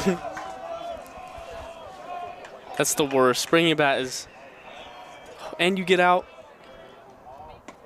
And Yost will take that curveball for strike 1. Yeah, he'd definitely be looking to get his get back right here.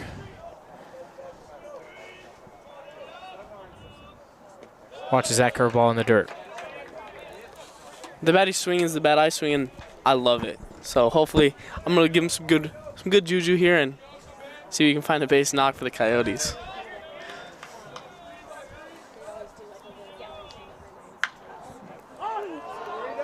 And is that one out of here, Nash? Maybe if we're playing in an elevator shaft. And tripped on the mound. So that'll... I don't know. That might be a single. I don't know if you can put that in as an error. But anyway, Grant Yost finds a way to first after the ball went a mile high. Oh, man. Well, haven't seen everything you could see in a baseball game, but we're pretty close. And with one away and Grant Yost on first, Cam Fleck will step into the box. Do you give him a hit for that? Interesting play there. Pickoff attempt. Not in time.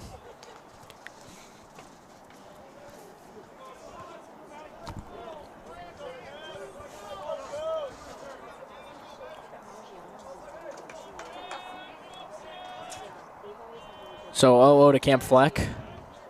Breaking ball that catches the outside part there.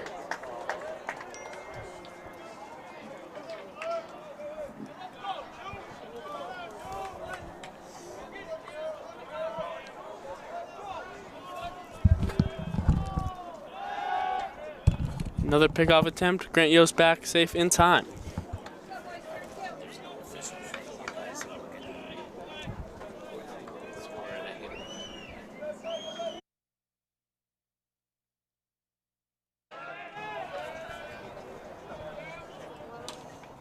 Fleck will take that fastball that misses outside there.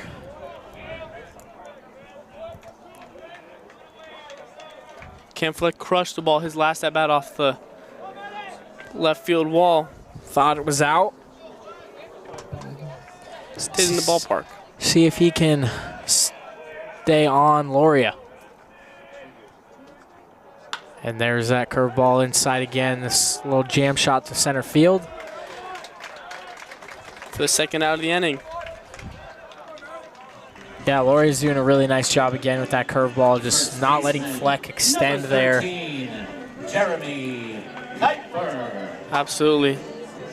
And with 2 away and Grant Yost on first, Jeremy Kuiper sets the mound. Jeremy with 2 strikeouts tonight, looking to change that in his third plate appearance.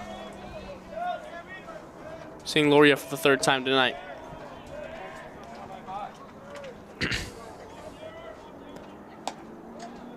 Watch that go outside for ball 1. Definitely has the ability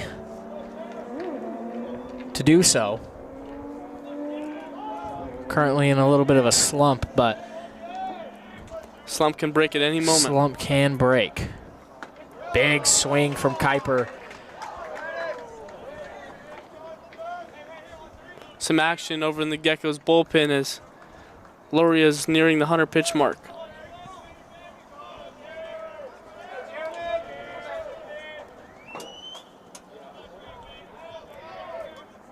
Another pickoff attempt, and Yost is back to first in time.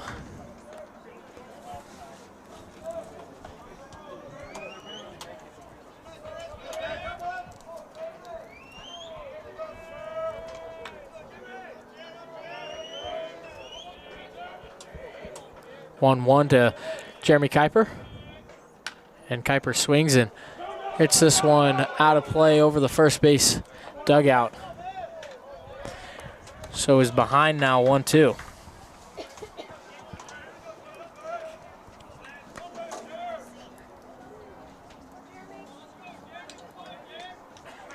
Both teams scoreless since the third inning. Could all change in one swing. That's in the dirt, and a great job behind the dish by Warman. Like we said earlier, just Warman's doing a great job keeping the ball in front and keeping the runners' attention. And another strikeout from Kuiper as he swung through that. And after 6, the score remains 2-1. Geckos leading by 1.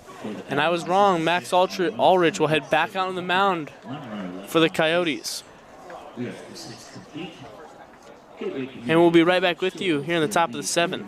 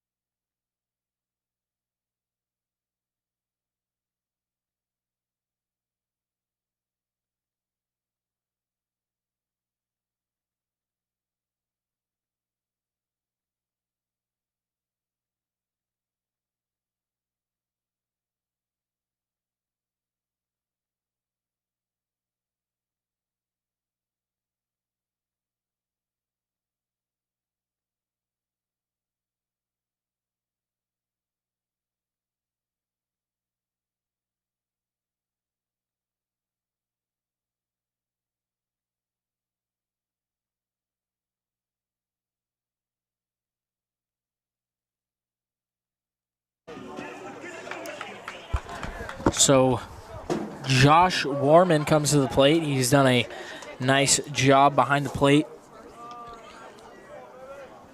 He is 1 for 2, so a pretty good day at the plate as well.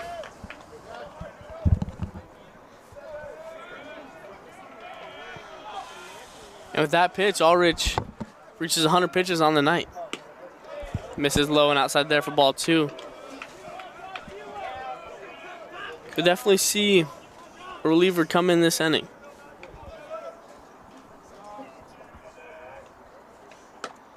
Fires that fastball in there for strike 1.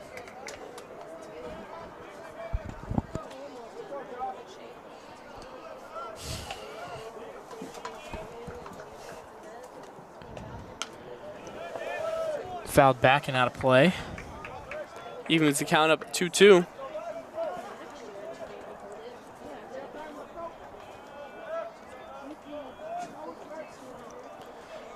To Warman. This ball's chopped over to Rocco Musili at second base. Throw to first in time. That'll be the first out here. Those high choppers. What do you think as an infielder? On the high chopper like that, Warman's going hard out of the box, trying to get a hard 90 and beat the thrower to first. What do you think on a high chopper like that? Usually you're trying to go get something like that. You're trying to go get it because I mean, if you wait back on it, you just won't have time at the plate. But that one was, I mean, just so high there. Musili couldn't really do anything except for wait. You just got to get it out of your glove fast if you're going to want to get the out. Absolutely, which Rocco did, and fired it over to Jeremy Kuiper and got the first out. And now LaSalle at the plate, down 0-2 to Ulrich.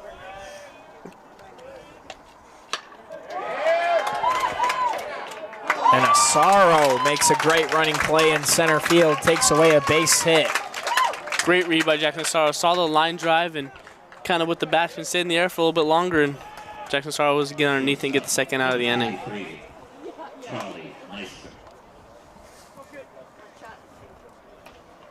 Which brings up number 23, top of the lineup, Chuck Meister. Who takes that one for strike one.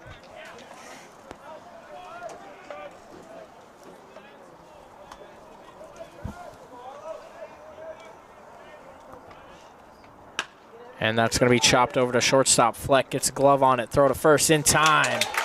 So another quick inning for Max Ulrich. And through 7 innings, only giving up 4 hits, 2 runs, 2 earned, 2 walks, and 9 strikeouts.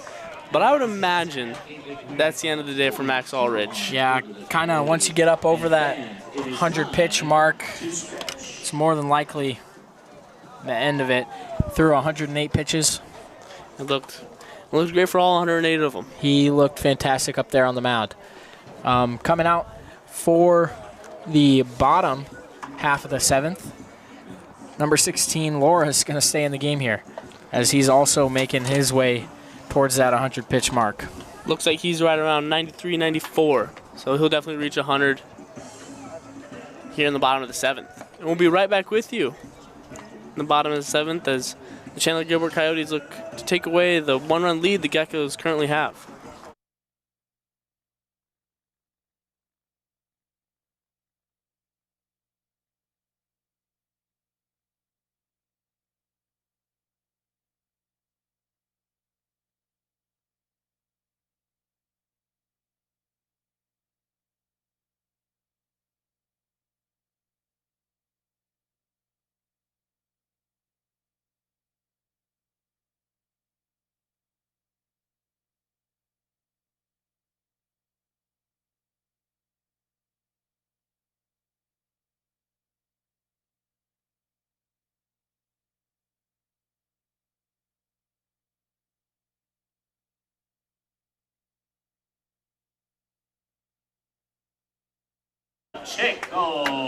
Now coming up to play is number 12, Adolfo Pacheco. Pacheco 0 for 2 tonight against Loria.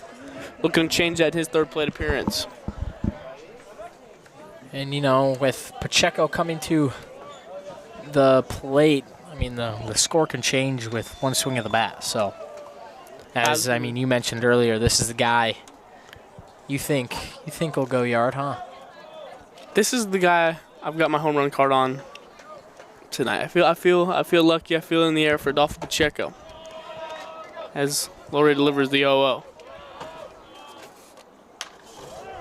And a big swing, fouls it away. Strike one.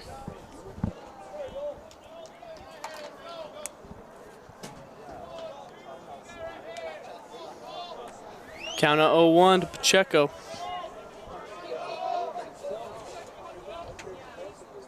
And a drive into right field and a base knock for Adolfo Pacheco. I told you it wasn't a home run, but I knew I could see Adolfo Pacheco was gonna do something good there. I'll give it to you. I'll give it to you. Thank you. So Zeke Burrell comes to the plate now, and with nobody out and Adolfo Pacheco on first base, he'll be looking to do what he did in his first at bat, where he hit a double. Yeah, Zeke's 1 for 1 tonight with a walk. So found a way on base both times. Looking to do that again for the 3rd time. Squares the bunt, pulls back, ball outside.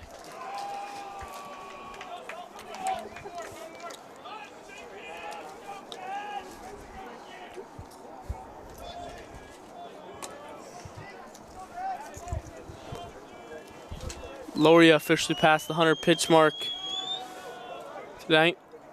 It's Zeke Burrell pops that bunt up straight to Loria for the first out of the inning. Good job. Heads up play by Pacheco at first, realizing that ball did not get down. And he quickly makes his way back to first. Gunnar Bryant will step to the plate in place of Rocco Muselli, it looks like. See if the power hitting lefty can change something for the Coyotes.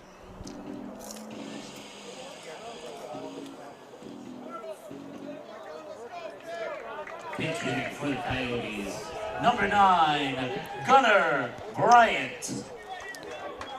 Gunnar Bryant taking his first hacks against Loria.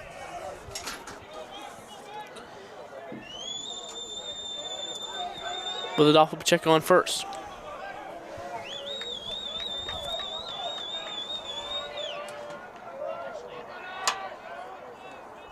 And big swing from Bryant there on the fastball. He's looking ready to go, though. Absolutely coming right off the bench, taking a hack first pitch he sees. Gunnar Bryant's ready to swing it.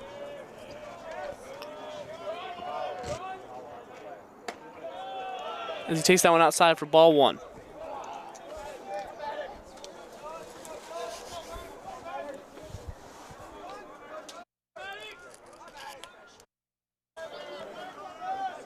The 1-1. Pickoff attempt to keep Pacheco close to the bag. I don't really think he's going to go anywhere, but I wouldn't think so either. Never know. The 1-1. It's taken low for ball 2. Good job by Gunnar Bryant.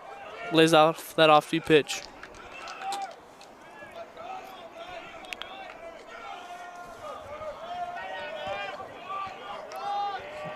So 2-1 to Gunnar Bryant. Is swung through for strike 2.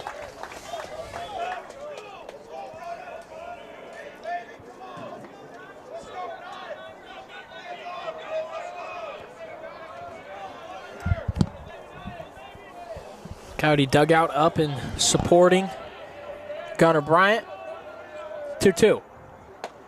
Called strike 3 on the inside part of the plate. That is Loria's 10th strikeout of the game. And Jackson Asaro comes to the plate here for the Coyotes. Asaro 1 for 3 tonight with the hustle double. Looking to extend the bottom of 7th for the Coyotes.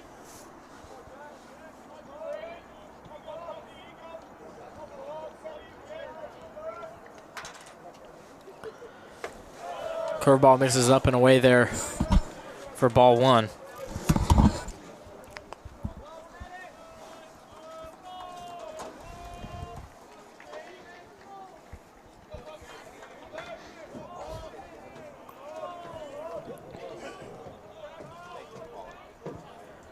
And Asaro swings and skies this one into shallow left field, and that's going to get down. Another little flare shot from Jackson Asaro. Hit one to right earlier today and hits one to left for another single. Third baseman, number 7. I don't know if you can call that one an error or a single. Looked like it maybe hit off the shortstop's glove, but I mean, Looks like they're going to call that one a single. Zach Perry will not step to the plate. Who was 0 for 3, but with what? How do you 2 leaned into the strike 3. He leaned into the pitch twice now for strike 3, so really he's 0 for 1, I would say. Got to think positively.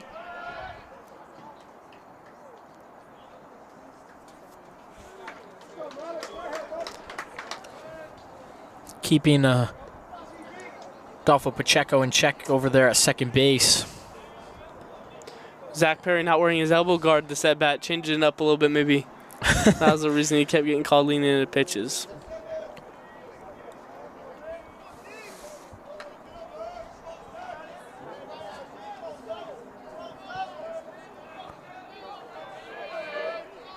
Here's the first pitch to Perry.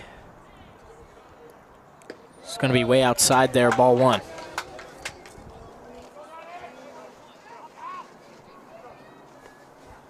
Loria now with 108 pitches. I would assume this is his last inning. If he can get out of here.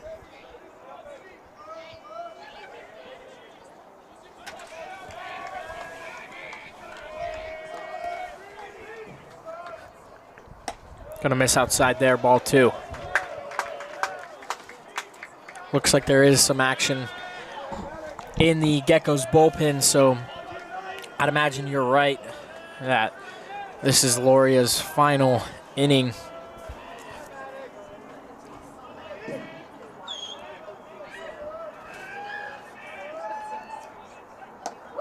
That one catches the outside part of the plate, strike 1. That's the same spot.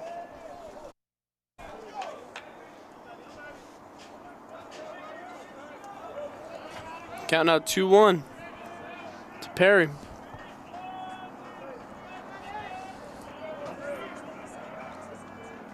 And a swing and a drive from Zach Perry. That one's going to get down, and they're going to send Pacheco home. The throw to the plate is in time. The throw from LaSalle cut off by from Bartle at third, and then throwing to Warman was in time and got Pacheco on the single from Zach Perry. And Max Ulrich will come back out. Another tough break from the Coyotes there, but maybe they can build off that here in the bottom of the 8th.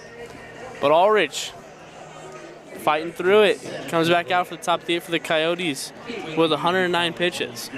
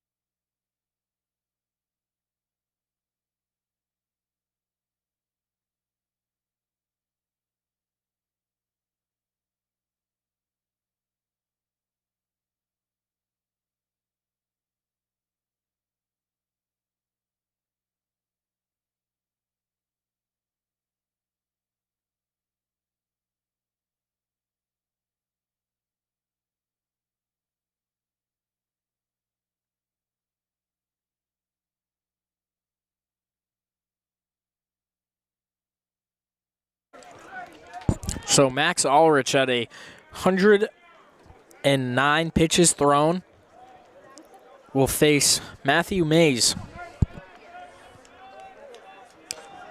here in the top of the 8th. First pitch, he fires in there for strike 1.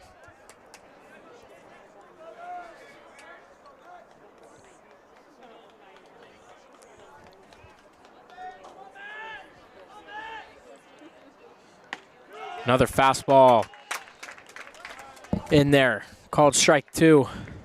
And Mays quickly behind now, 0-2.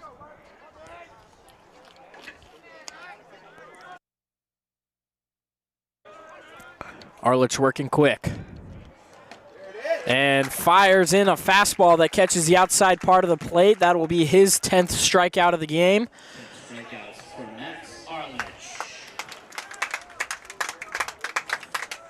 Next batter he will face is number 13, Kyle Herbert.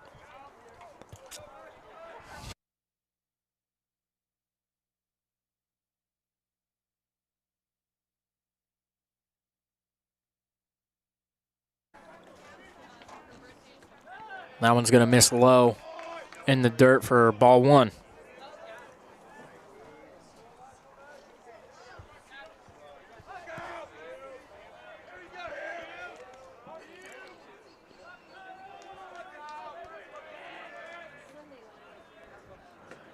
Another ball in the dirt. 2-0.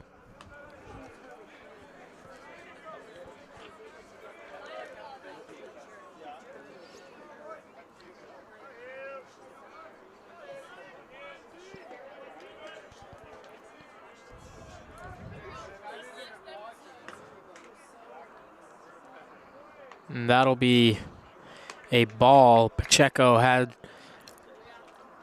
trouble handling that one.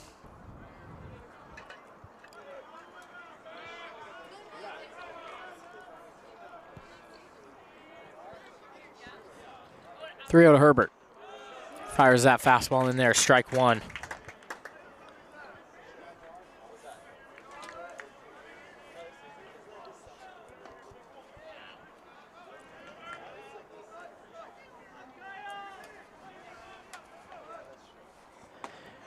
And that ball is going to be inside. Ball four. Coyote fans, once again, do not agree with that. That'll bring up number 11, Austin Maley, and Coach Jimmy Turk will make his way out onto the mound, and that is going to do it for Max Arlich. Arlich went 7.1 innings pitched, 4 hits, 2 runs, 2 earned, 3 walks, and 10 strikeouts. Coyotes will bring in a new arm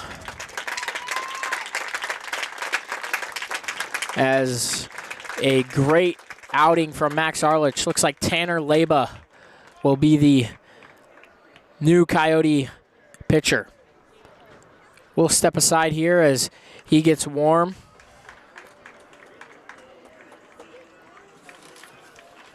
Great day for Max Arlich on the bump.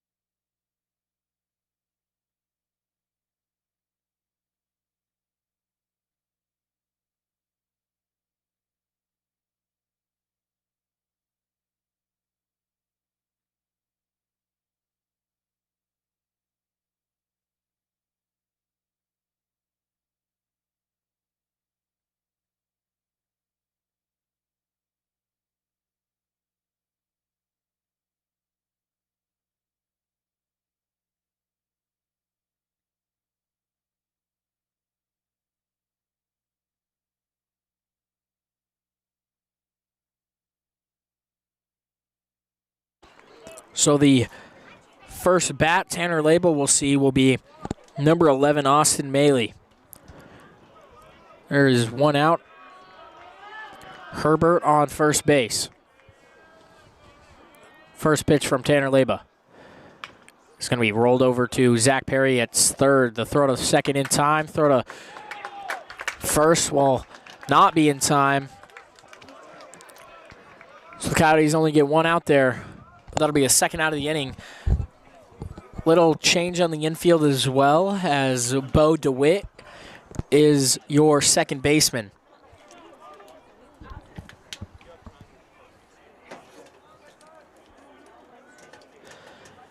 Micah Bartle comes to the plate now. Leba misses there inside.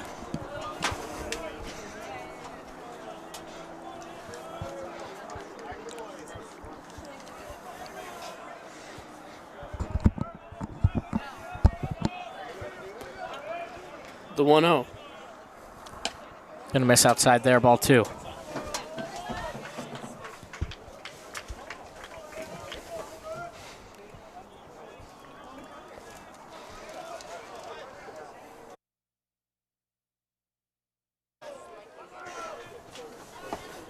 swung on and missed. Strike one. Oh, I didn't do that.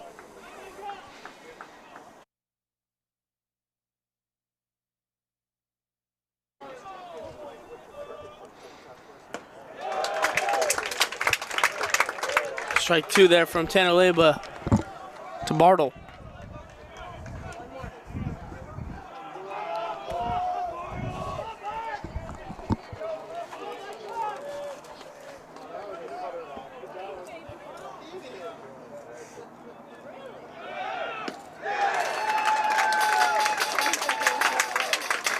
And Chandler-Gilbert gets the strikeout.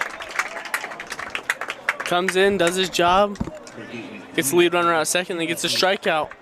After the top of the eighth, the score is still 2-1, as it hasn't changed since the third inning. Geckos leading by 1. And number 16, Maddox Loria, will come back out on the mound for the Geckos.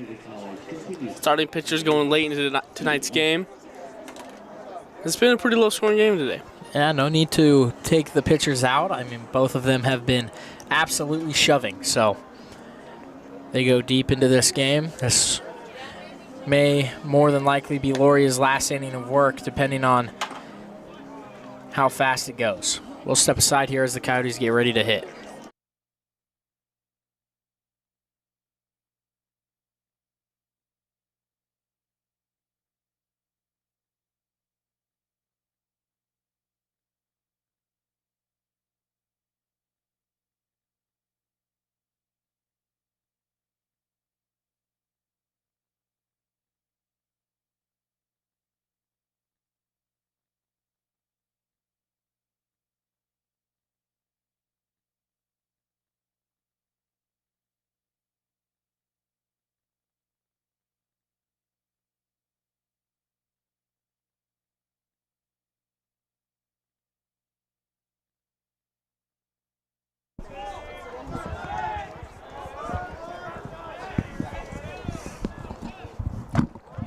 So Ben Lovering will watch that ball go by for ball one.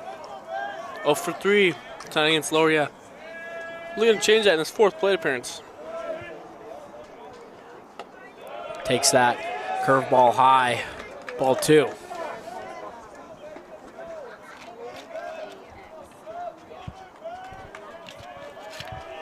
Loria now at 113 pitches, 114 pitches. So he fires that one in for strike one.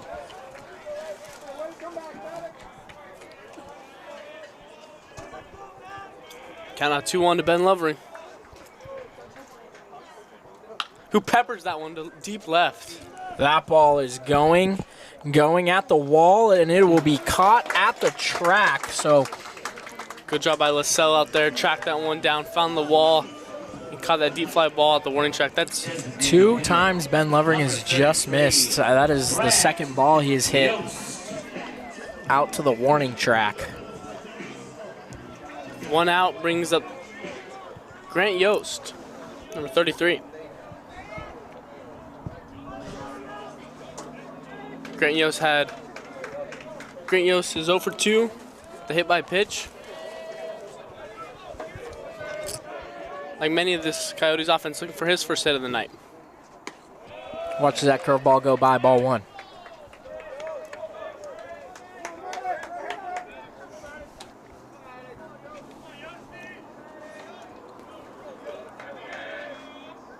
Yost swings, and this ball is driven hard to left field.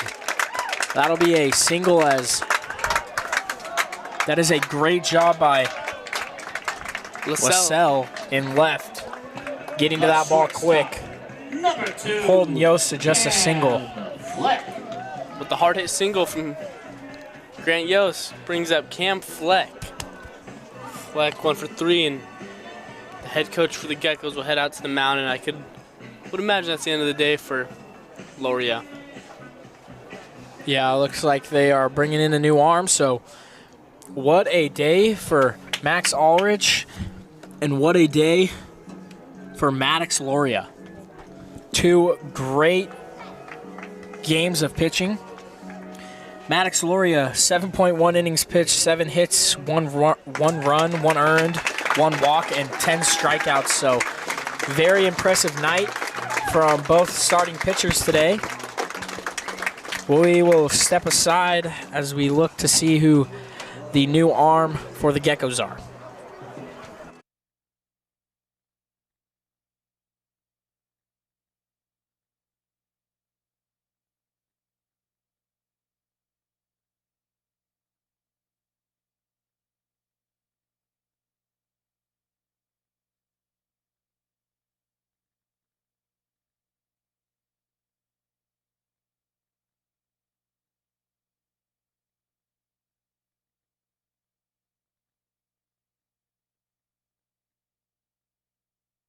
Now pitching for the Geckos is Michael Hogan, number 5, with a reliever in the bottom of the 8th.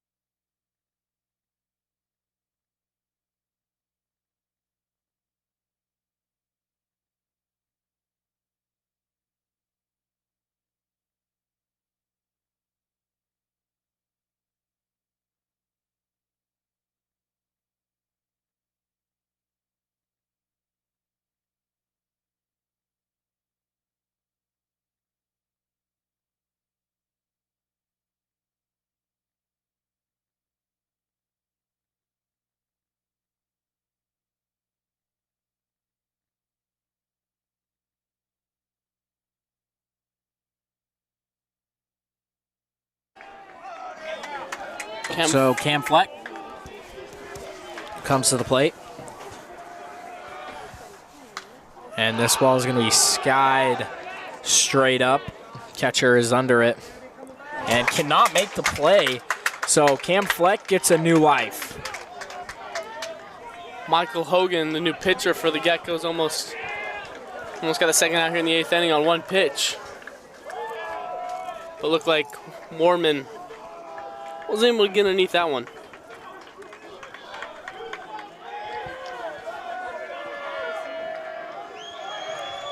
See if Cam Fleck can get things going here with the new life. As he swings and skies this one back over our heads for strike 2.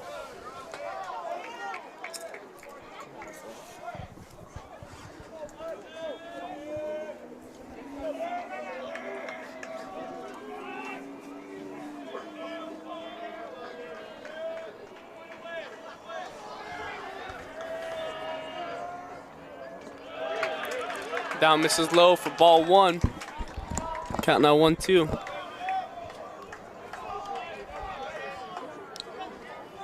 Hogan looking to retire his first batter he's faced tonight.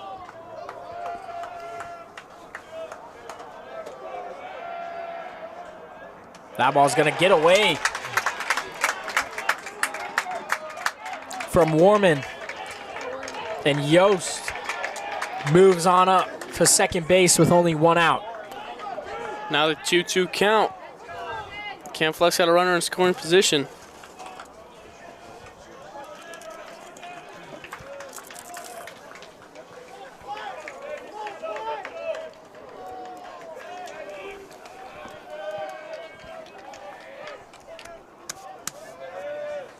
Double play no longer intact for the Geckos.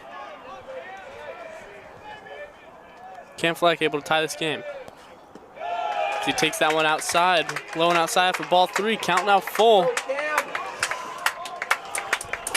Coyotes dugout up and lively. Here in the bottom of the 8th. Full count. Runner on second, down by 1. And the pitch from Hogan. And Fleck skies this one into shallow left center field. That ball's going to be caught, and no movement at second from Yost. Ball's a little too shallow to tag up on, especially on the left side of the outfield. First baseman, number 13. And Jeremy. that'll be the second out here in the bottom of the 8th. And up to the plate will step Jeremy Kuiper. Kuiper 0 for 3 with 3 strikeouts tonight. Looking to change his momentum here. Definitely be clutch for the Coyotes.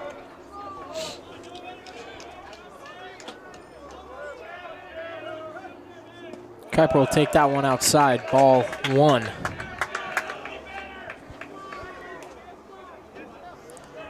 Coyotes dugout definitely has a lot of confidence that Kuiper can get it done, as he's one of the leaders on this Coyote roster. Absolutely a leader on and off the field, and looking to lead his team to a win here. Takes that one low. Ball 2.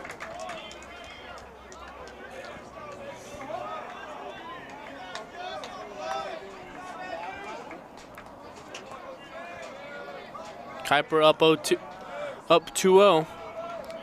Expect a big swing from him here.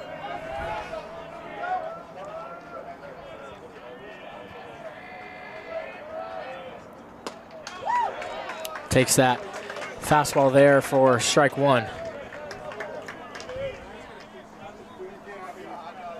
Good pitch there by Hogan, kind of pinned the low outside corner and got the called strike.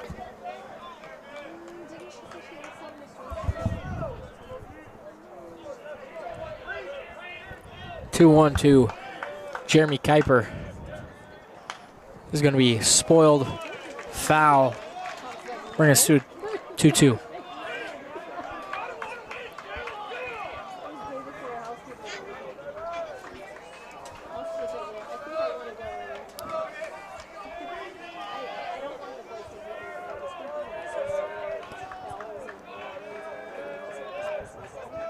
Here's a 2-2 from Hogan.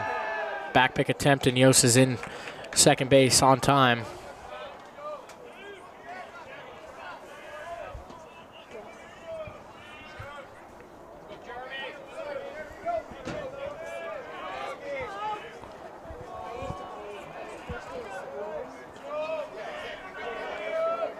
Now the 2-2 from Hogan. It's going to be spoiled foul again, and Kuiper will remain alive. Jeremy Kuiper really doing a good job. Found off those good outside pitches from Hogan, spoiling them, and looking for a pitch he can really drive into a gap somewhere and score Grant Yost from second.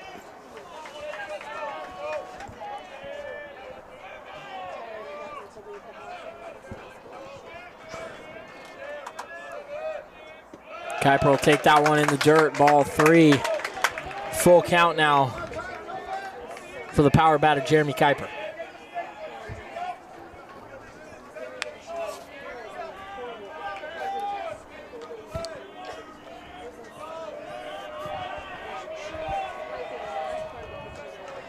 The full count.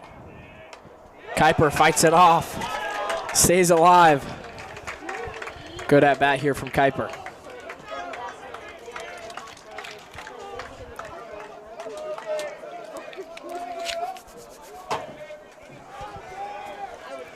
The full count from Hogan to Kuiper. Hogan comes set. The delivery. And swung on and missed for strike 3. And after 8, score remains 2-1. The Geckos leading by 1.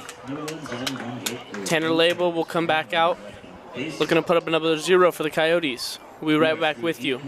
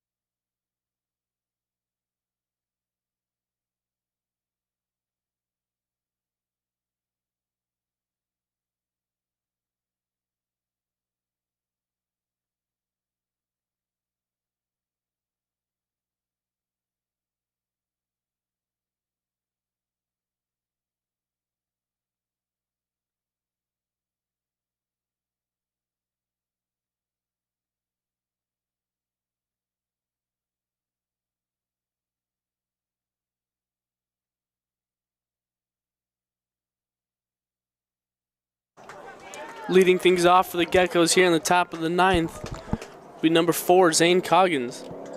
Coggins 0 for 2 at the walk. Be his first time facing the reliever Tanner Leba.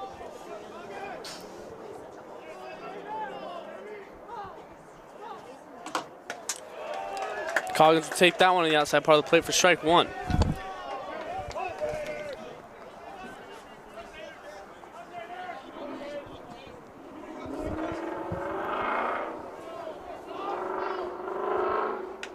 Coggins swings it, fouls that back. 0-2.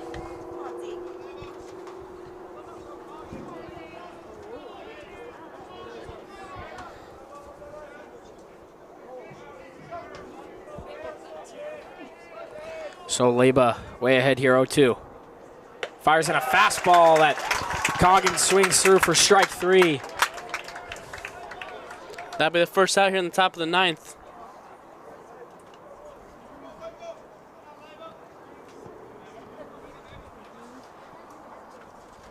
Looks like a pinch hitter will be coming to the plate for the Geckos.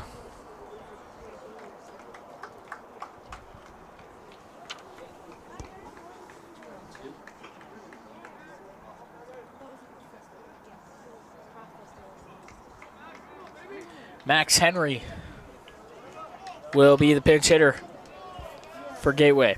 Hitting for Skinner. The lefty will come to take his first hacks of the night. Lefty fouls this one back. Strike 1. Is number 22, Max Henry. Henry hitting for Skinner.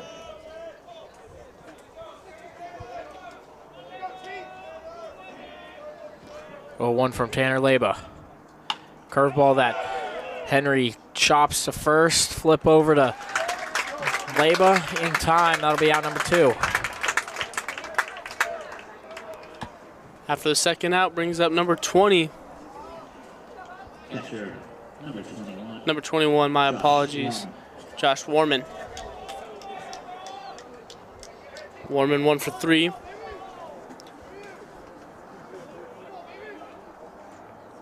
And that ball is scorched down the first base side, but foul.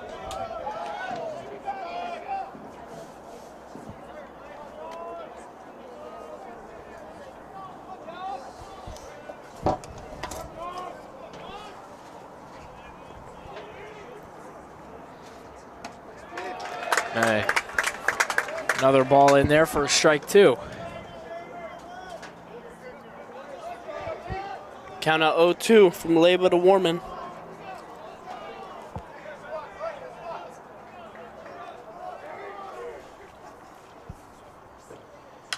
Fastball in there. Fought foul onto the softball field.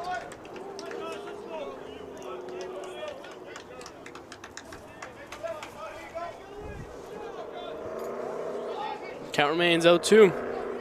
Leba with the delivery. Misses inside there.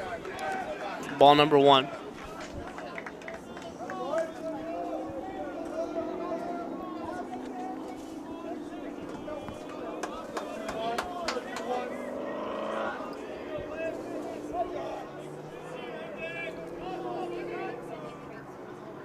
And that one swung on and missed.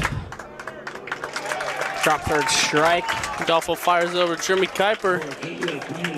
He gets the third out of the top of the ninth. And after the top of the ninth, score is still 2-1. No runs have been scored since the third inning. Coyotes looking to change that here and walk it off against Michael Hogan, who comes back onto the mound for the Geckos.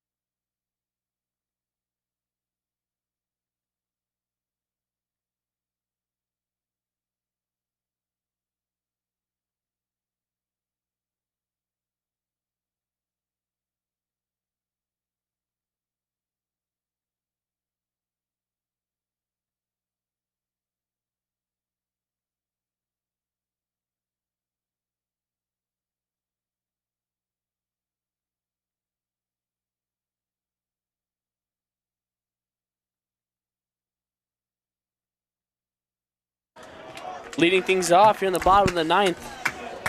It's the catcher, Adolfo Pacheco. Pacheco 1 for 3. Base hit to right field. Face Michael Hogan. Pacheco watches that curveball miss outside, ball 1.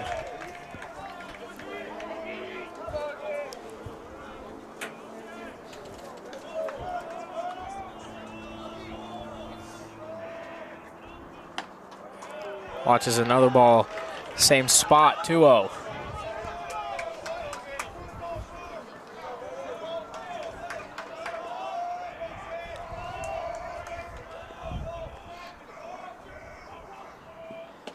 And he takes that in the dirt. So 3-0 to Adolfo Pacheco.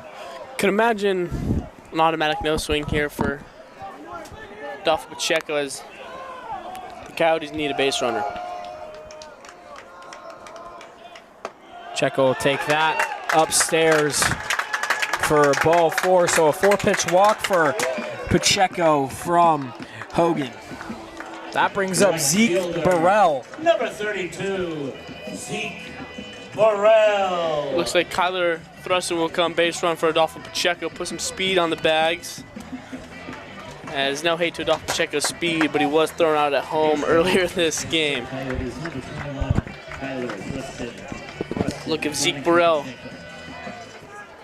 Keep things rolling here in the bottom of the ninth for the Coyotes. Burrell 1 for 2. The walk tonight. Be his first time facing Hogan. Burrell does have the power to knock the ball out of the yard here, but definitely not something he is trying to do. No. Could definitely see a line drive in the gaps. Find some green here. He squares the bunt, lays that one down. Great bunt from Burrell. Catcher picks it up, throws it in time.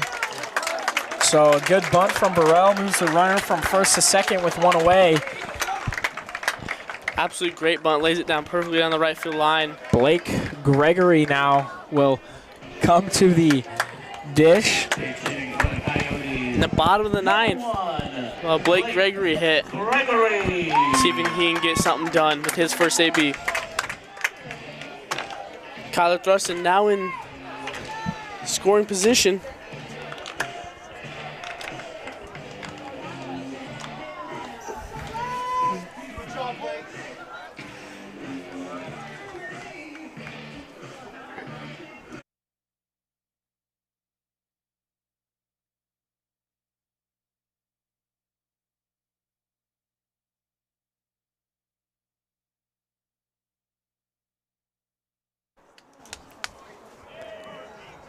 I think Blake's got the best walk-up song. It gets the crowd engaged. It gets our dugout engaged.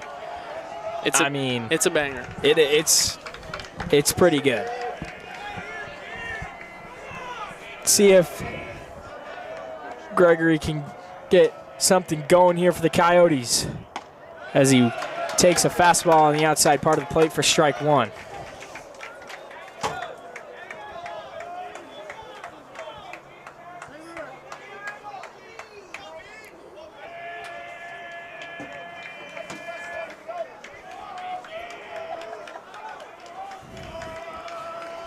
Thruston leads off second base. And Gregory rips a shot. That gets through. They're gonna send Thruston to the plate. He's in time. And Blake makes his way to second. That throw gets to the center field, but Blake Gregory comes up huge for the Coyotes as he rips a single to right field. Comes in and executes, gets the job done. And Thruston gets on his horse from second base to score the tying run. So you love to see the kind of backups getting involved. They're throwing Thruston to run. He hops on his horse and scores, and Blake comes in and hasn't swung a bat all night. And just like that in the bottom of the ninth, gets a clutch single and moves on to second on the throw. And now Jackson Sorrow with the chance to win this ball game. Sorrow takes a curveball for strike 1.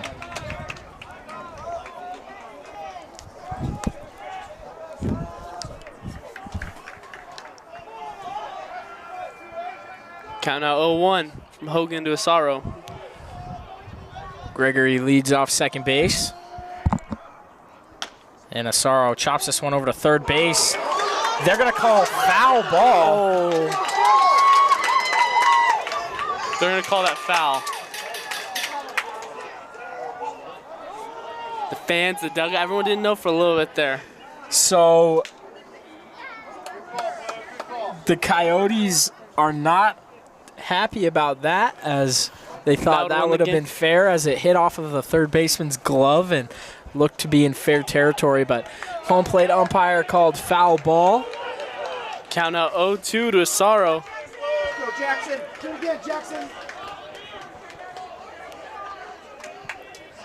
Zach Perry waits on deck. Jackson Asaro hoping, gonna try to make sure they don't have to use Zach Perry's bat here. Pickoff attempt. Gregory's back in time.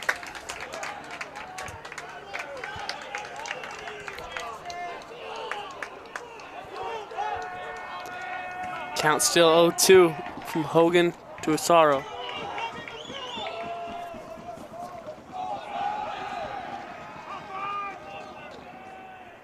Asaro fights this one off and stays alive here, 0-2.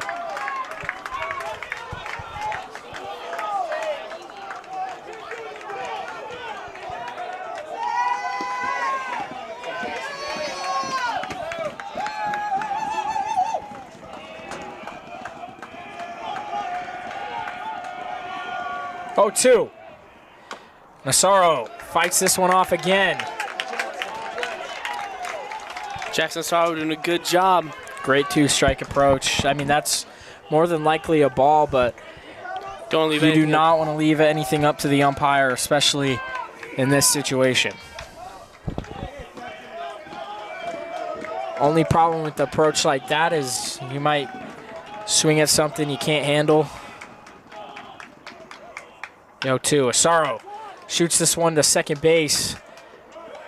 Throw to first in time, but that moves the runner from second to third with 2 dead. And the Coyotes are 90 feet away from winning this ball game and bring Zach Perry up to the plate. Zach Perry had a single his last time up.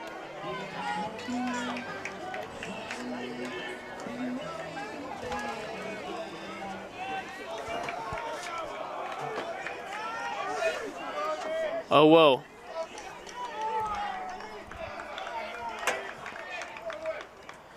Perry holds off on that curveball in the dirt. Great job by Warman out behind the plate. If that ball gets by and Blake Gregory scores from third, that game's over.